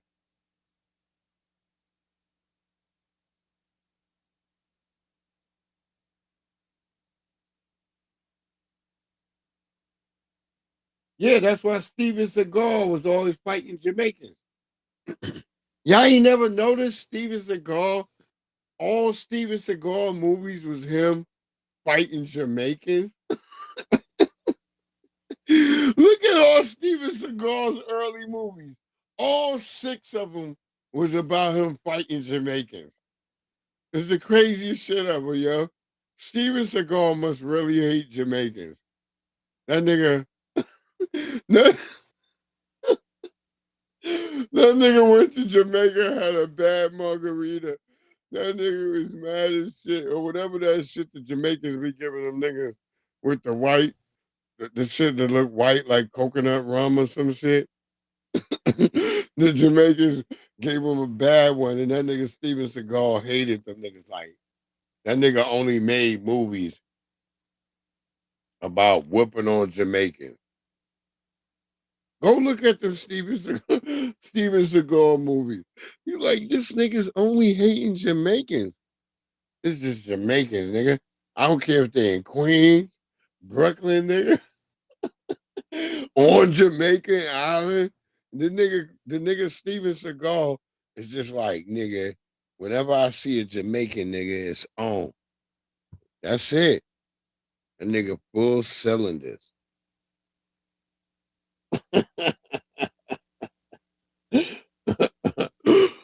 Oh God. Europe, right? Say say I would be racing like Sweden, like I was, right? Mm-hmm. I'm 50% Swedish to my Europe, right? Say like, who is this nigga? Say I would be racing like Sweden, like I was, right? Point of view, I'm 50% Swedish to my mom's all over the place, and I'm like, who is this guy? Whatever. But I know it's mixed, obviously, clearly, right? Yeah. But a lot of people in America, they could be black, like, I'm talking like dark skin, but they say they're from Michigan. Fuck you mean you're from Michigan? Like, you know what I'm saying? Like, yeah. You were born in Michigan, like, you were raised there, but like, you know what damn. Like, why is this? Well, before she even gets started, our lovely sister Theo the Truth, I want to say, why is it so hard for people to understand this? That black people was already here. Flavor Flav, it's already proven. They took Flavor Flav been on Henry Gates. They've already said, oh yeah, Flavor Flav family, Flavor Flav ain't from Africa. Even though Flavor Flav looked like an African looking nigga, Flavor Flav ain't from fucking Africa. He from motherfucking Long Island, New York, where I'm from. Where I'm from in Long Island, New York, even though my daddy from Tuscaloosa, my mama from Elizabeth City, North Carolina, I was born in Long Island, New York. In Long Island, New York, when I used to go, our class would go on field trips. When we go on field trips, you would go see the Indians. The Indians look like Flavor Flav. I remember we were so indoctrinated, some of the kids in my class would resist that. They would be like, no, he don't look like no Indian. Indians look like, they would say what the people they would show them on TV. And a lot of us to this day didn't even know. I know personally, my children know personally that the Lone Ranger, who is pictured as a white man, was actually based off of a black man. Bass Reed. I believe it's Bass Reed. He was the Lone Ranger.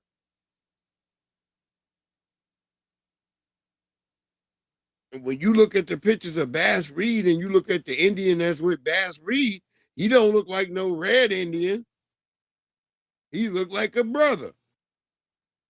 He's only got a feather in his hat. He don't got the feather in his hair. It's in his hat. And he's right there with Bass Reed. And that's who they are out there going and getting the motherfucking capturing motherfucking criminals and all this shit, cleaning up the West. No, what white man is walking around? They just make that up. You ain't seen one white hero nigga yet in your life. No nigga combating racism. None of it. Where's the so-called white heroes that y'all talk about? Because I don't see them. I've seen plenty of black people do heroic shit consistently. Not just once in a while. Once in a blue fucking moon. I've seen black people do heroic shit consistently. Where is these so-called white heroes? Can y'all point them to me? There's none of them in the media. You can't show me one in the media where they say, you know, that's why they was running that Captain Sully shit so hard. The hero of the Potomac. They can only find some shit like that once in a while with a nigga doing his damn job. I'm a damn pilot. Shit, nigga, we're crashing. I want to try to make sure I minimize minimize as many casualties as possible, goddammit. Fucking pilot. We don't even think that. Like, that's that nigga. If the janitorial shit in your bathroom was flooding, y'all niggas wouldn't give that nigga one bit of credit. You wouldn't credit the nigga who stopped the toilets from overflowing at your job and all the poop coming up and out. You wouldn't credit that nigga. You be like, that's that nigga job. You would be like that.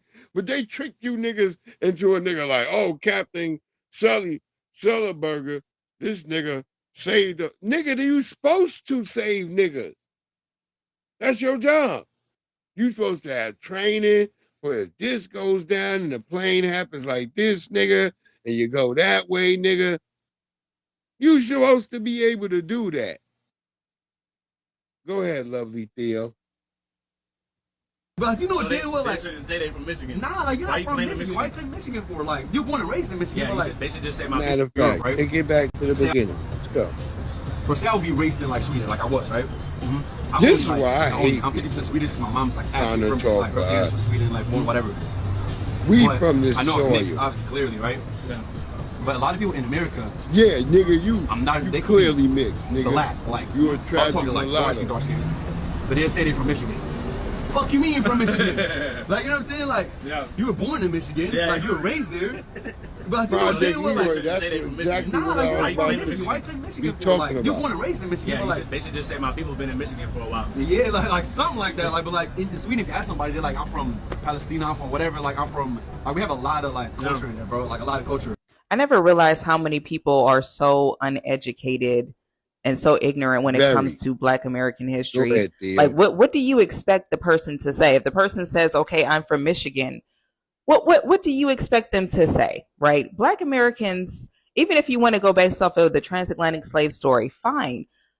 Who's going to go back in archives of 400 years in genealogy and try to pinpoint to countries that didn't even exist at the time? Those countries that are over there, you want Black Americans to give you a specific country in Africa to say that they're from, when those countries didn't even have borders. Those borders didn't exist until the Berlin Conference. And that was long after. That was long after slavery had even ended. So what is the expectation that Black Americans are supposed to say? You want us to just say, oh yeah, I'm African.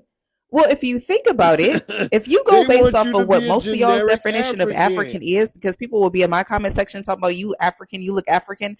If your definition of African is having dark skin, like he said, having this dark skin and having kinky, coily hair, then as soon as you look at anybody with dark skin and coily hair, wouldn't you just assume that they were African? What would even be the purpose of even asking them where they were from? Especially if you can't tell them a specific country, it's obvious. There wouldn't even be any purpose of asking them where they're from. Like, people are, I don't know if they're just dumb, if they're willfully ignorant. I'm not really sure what it is, but it's very aggravating. It's like, you guys really think that America is just some made up lollipop land? Like, it's really weird. It's a real country with real people who are actually from here. What else do you want us to say? Like, I really don't get it. I truly don't understand. That's why I really, Theo is FBA. That's our FBA system. Theo don't claim nothing else. Theo is FBA. That bitch from the shop.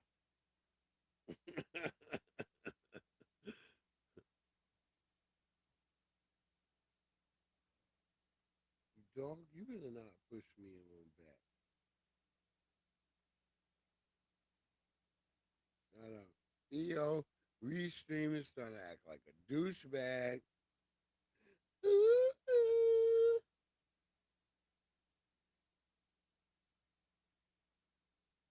The lovely DJ Tanya Renee in the house. What it do, beloved?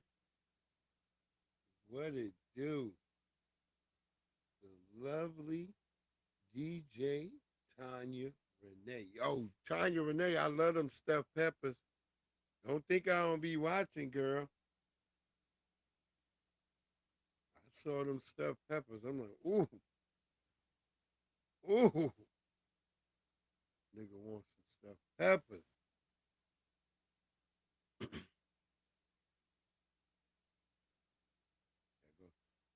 DJ Tanya Renee, not only does she have the digital juke joint, she also be cooking, y'all. I'm telling y'all, man. Love the sisters that cook. You know what it is. I appreciate you. I love them stuffed peppers. I love me some stuffed peppers. Stuffed peppers is good. That's an underrated food. Particularly like when I grow my peppers in the garden, I always make some stuffed peppers. I got a bunch of bell peppers growing right now. I got a bunch of bell peppers growing right now. That's my shit. I grow some bell peppers. I also grow other peppers, and sometimes I stuff them with look, anything I can stuff. Any peppers that get big enough that I can stuff, I'm stuffing them. Yes, they are. Oh my God. And particularly when you grow them in the garden. That's like the only time I can get my daughters to eat goddamn peppers is if I grow them in the garden. If for some reason they will not eat them if I make them from the store. But when I grow them in the garden, they gon' eat them. They already seen them out the window. They was looking like, "Ooh, Dad, you got a bunch of bell peppers out there?" I'm like, "Yeah."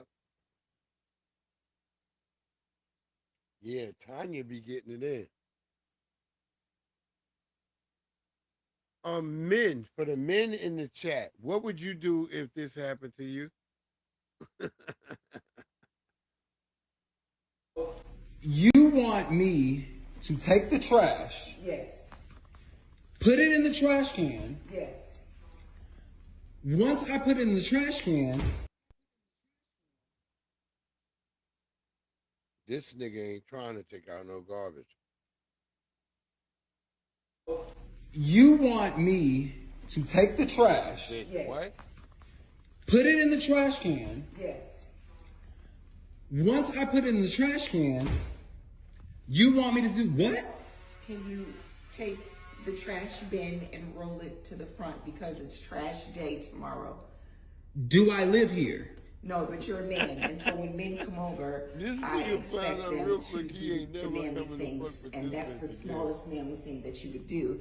Well, then you need to get you your own man that lives with you to do that type of shit. He don't have to do that. He don't live there. And then the way you're talking to him, you think he want to go do that for you? Girl, bye. Is take the trash and put it in the trash bin and wheel it to the front of the house because it's trash day tomorrow. Okay, so when did you know that you need this trash can to the front of the You street? decided to pop up, and trash day's tomorrow. So can you please take the trash, put it in the bin, and roll it to the front? But the entitlement is crazy. Y'all be thinking just because somebody is a man, they supposed to do something. Like, come on now. Don't nobody owe you shit. He ain't your man. If I was a man, you wouldn't have gave me them 3 damn noodles and gave me 3 fucking broccoli. I would have if you had a whole meal at home that you was about to go eat. Your turkey neck and balls and wings. That you about to go eat. You want to eat my food and your food? Damn right. If I'm taking out trash and shit. You know what? I'll take. That's right. If he got to take out the trash, then you need to be cooking in the kitchen as a woman. Isn't that a fair exchange? That nigga said he about to eat them. That nigga said, bitch, I'm eating the food. Man, what the hell? Just what the hell? Yeah, I would sound sweet too if a bitch asked me to take out her garbage. You asking me to take out your garbage? Girl. I'm gonna act like I'm gonna act sweet too.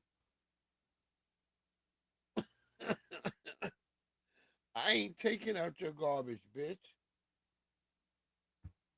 That's what all I'm saying. That's me. That's just me. I'll just be like, bitch, I'm not taking out your garbage. Where your son at? You know if she got a son.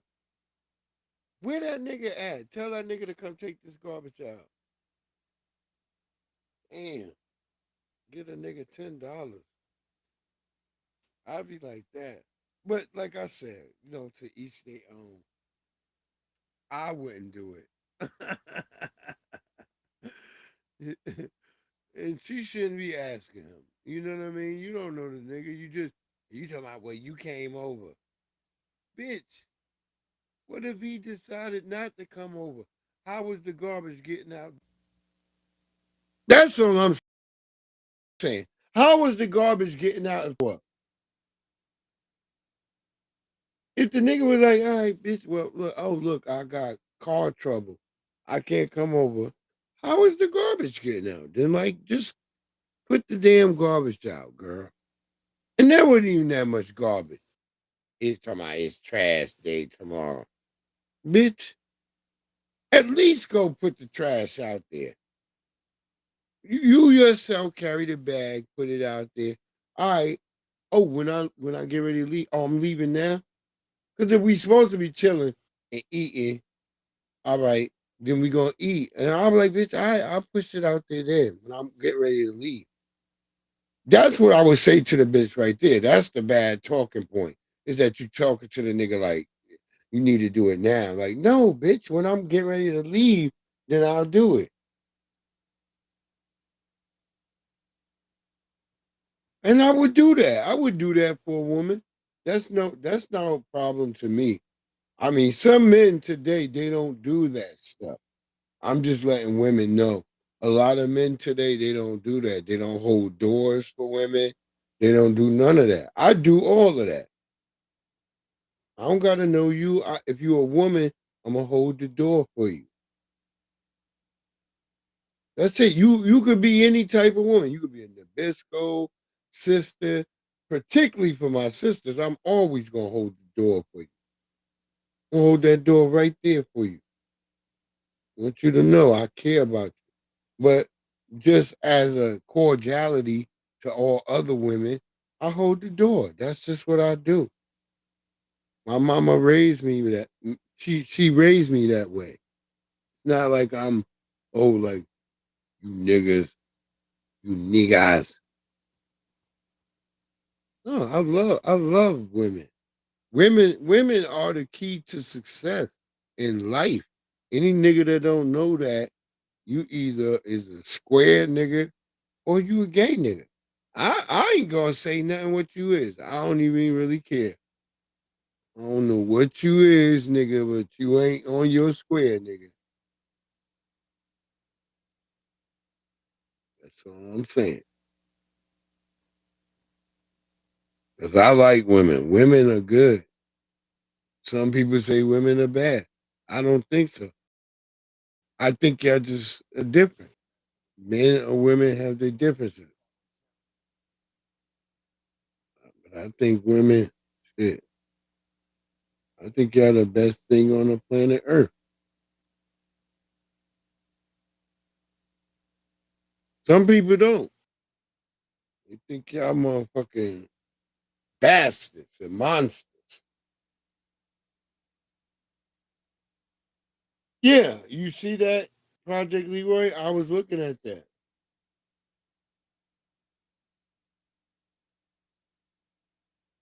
Yeah, Nabi. I agree with that too, Nabi.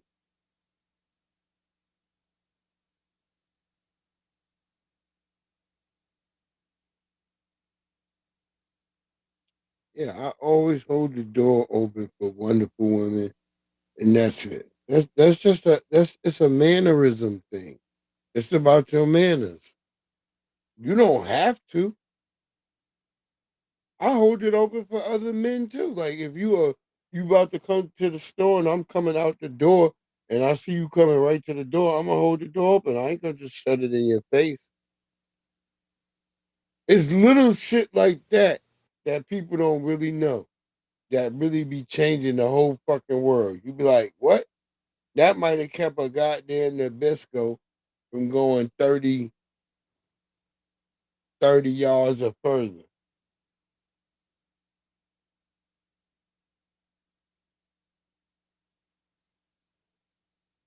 Yeah, that's crazy. But other than that, people people are very reciprocal. It's not like how you think in like real life, the way niggas talk on the internet. In real life, most people are reciprocal.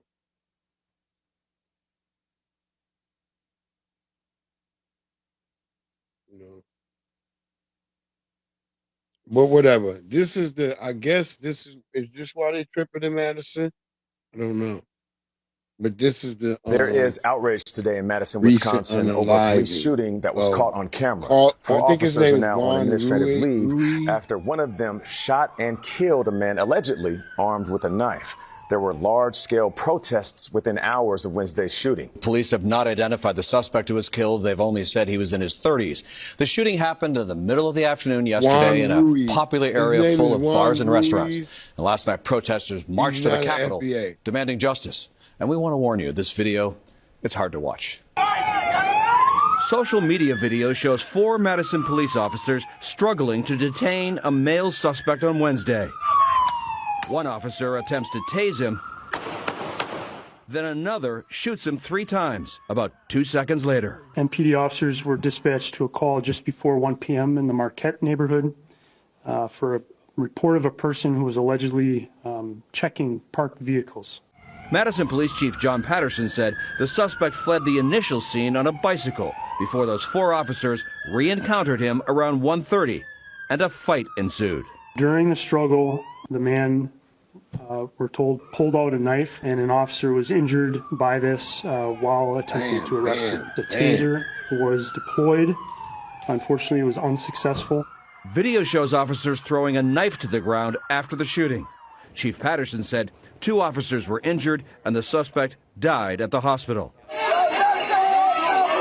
On Wednesday night, demonstrators gathered to protest the shooting at the Wisconsin state capitol, interrupting a summer concert event. He ain't even black. He ain't black. He is not a black man. That's a CBS News law enforcement contributor Rodney Harrison spent 3 decades with the New York City Police Department. We got to see more of the video. Is it something where he had a knife eventually where they could have possibly kept a certain level of distance away from him? Or were they trying to arrest him and then he reached into a certain part of his clothing and pulled out a knife? All 4 officers have been placed on administrative leave while the state conducts an independent investigation. This won't help. Madison police officers do not currently use body cameras. And Chief John Patterson has said getting funding for them is a top priority. He is not a black man. That is a goddamn Puerto Rican or something. His last name is Ruiz. R-U-I-Z. So when y'all look up that case, I believe that's why everybody's going out crazy. But no, he is not a black man. I want everybody to know that. That is not a black man. Do not be getting yourself out there for this case. There are black people who have been killed right now. There ain't nobody saying nothing about.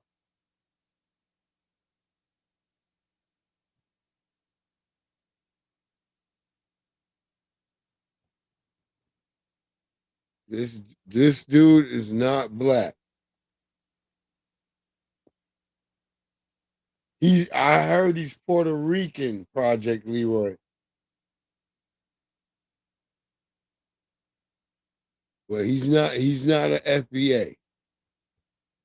People are trying to use that as like, oh, another black man killed. That woman who was yelling that shit, she's a tether.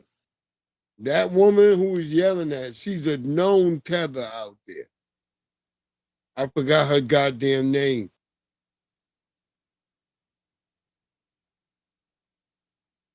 Yeah, it happened last night. It happened yesterday. Yeah, he's not an FBA. He's a Puerto Rican. I knew, so I was waiting because I knew when I saw the story, I was like, wait, hold on.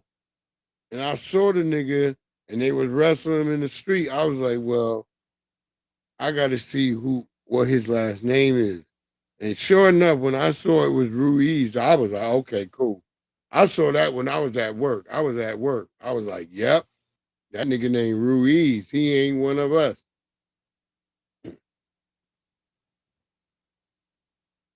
Yeah, they were trying to be quiet and they want to use it as, oh, another black man. And when I saw that woman out there, I was like, she's a known tether. Yeah, he's not one of us. He ain't one of us. He's a Puerto Rican. That's all I'm trying to tell people. Don't get caught up in that shit.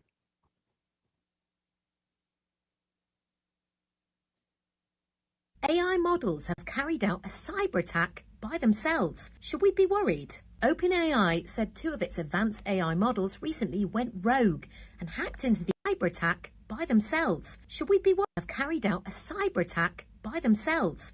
AI models have carried out a cyber attack by themselves. Should we be worried? OpenAI said 2 of its advanced AI models recently went rogue and hacked into the AI startup Hugging Face.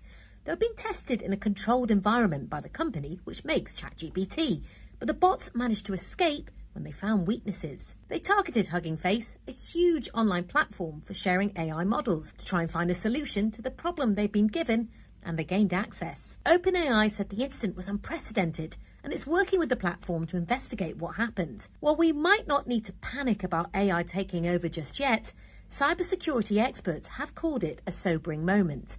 They've said it's made clear while AI is giving attackers a head start, defenders may be falling behind. He ain't gonna say nothing. But yeah, this AI is out here sneaking around doing bad shit. I told y'all, man, these white people, them niggas gonna bring the Terminator. That's why I always tell people, the original sister who made the Terminator is a black woman. It's a black woman. She knew this world was gonna come dealing with white people. These niggas ain't gonna stop, man. And this is some of the reasons why I'm gonna probably fall back from Nolan Wells' family. He often Listen told to his us mama. that one day he Listen wanted to to his have mama, 3 y'all. daughters, that he would name Sophia, Charlotte, and Olivia. He had a deep love for the Lord and an unwavering faith that was evident in the way he lived his life. Lastly, I ask that each of you keep Nolan's memory alive. Hold him close in your hearts. Share his stories and never stop saying his name. As long as we continue to remember him, his light will continue to shine through us all. Nolan, we love you. We'll continue to fight for you. Yes. And until we meet again, and thank you all for coming. Thank you. You want it to be the best. So I poured all my knowledge into you that I could by taking you to the gym to work out, taking you to the beach to do drills in the sand, teaching you how to watch film, how to study your opponent's strengths and weaknesses. And you carried these teachings all the way through high school and had an amazing run. Also during that time, you made a lot of friends. You helped a lot of people. Not one You Asian. became well liked by many. It really warmed me and your mother's heart when we would get a phone call or an email from a teacher talking about something that you did for a fellow student. All the teachers love Nolan. And today it just shows us how much he meant to the community, to the country, and to the world.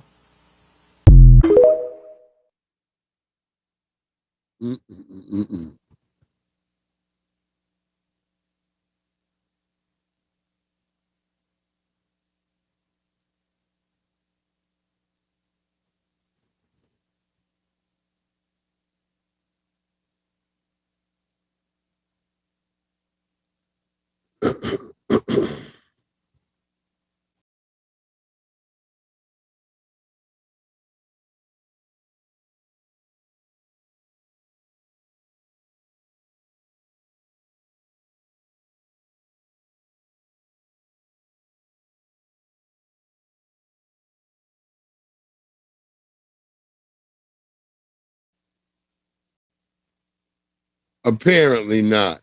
I mean, that's literally, you know. I'm gonna drop the thing real quick.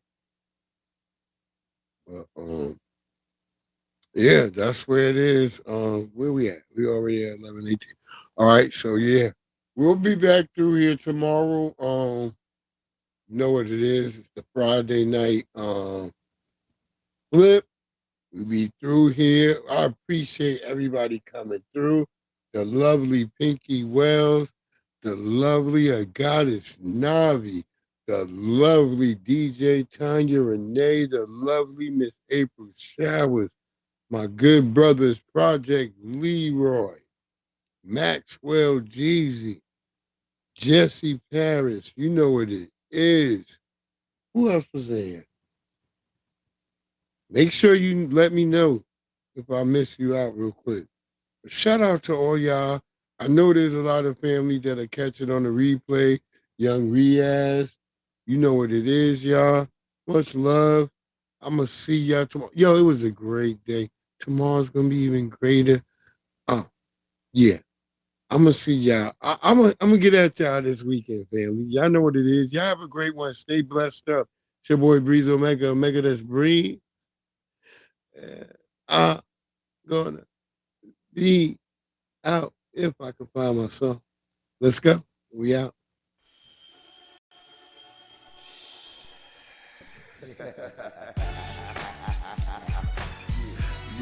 Yeah. Pork, rinds, grits, and gravy. You know how the old folks say, oh Lord save me. By the way, give a little whiskey to the babies. Hot sauce, pork, rinds, grits, and gravy. Pork, rinds, grits, and gravy. You know how the old folks say, oh Lord save me. By the way, give a little whiskey to the babies. Hot sauce, pork, rinds, grits, and gravy. Yeah, pork, rinds, grits, and gravy. Yeah, grits and gravy. Grandma hold it down on the porch, barbecue, pig feet, pass me the hot sauce. Uncle Ben got a shotgun, double barrel, you won't pay the price. Living in the country living the life. New York City's my wife, downtown's my mistress. I love fried eggs, ham and biscuits, and cutlass drop, Cadillac convertibles, Lincolns. We cut off the top, the block, we run the street. I have a Japan update soon. It's too hot right now to go to Japan right now. It's hotter there than it is here. But I'm going to have an update on that soon. And the streets got pigs and chickens. I ain't saying nothing wrong about cops and women. But if the shoe fits, wear it, y'all. You know the doggone bar ain't even scared of y'all. I'ma keep walking. I ain't scared to fall. When I know most of y'all scared to crawl. With the strength of a giant might scale a wall. Singing Negro hymns like Mahalia, y'all. Your rise, grits and gravy. You know how the old folks say, oh Lord save me. By the way, give a little whiskey to the babies. Hot sauce, pork rinds, grits and gravy. The handbow, have you heard? I put most of these herbs head straight to the curb. They went flipping the birds, you know. But I did it all with a banjo, straw hat, overalls, and a pair of sandals. Smoking Winston Lights, Salem's and Camels. Yelling, hurry up, boy, load up my ammo. Orange hat, jumpsuit, color of camel. 4-wheel, see if you can handle it. You ain't got fire, just enough to light a candle with. You ain't a builder, I wouldn't never hand you bricks. I hear them chirping. Without my pork rinds, grits, and gravy, I have a fit like a baby. Might even come around and have to pick up your lady and take her somewhere that's shady, but not under popular trees with strange fruit. Part of the civil rights movement, I done found my roots. That's why I'm trying to find the truth. Only want that real shit when I come up and spit in the booth. Eat it up, regurgitate it, give it to you. Pork rinds, grits, and gravy. I see you at the barbecue. Yeah, I see you at the barbecue. Yeah. Pork, rinds, grits, and gravy. You know how the old folks say, oh Lord save me. By the way, give a little whiskey to the babies. Hot sauce, pork rinds, grits, and gravy. Pork, rinds, grits, and gravy. You know how the old folks say, oh Lord save me. By the way, give a little whiskey to the babies. Hot sauce, pork rinds, grits, and gravy. God, dead hell.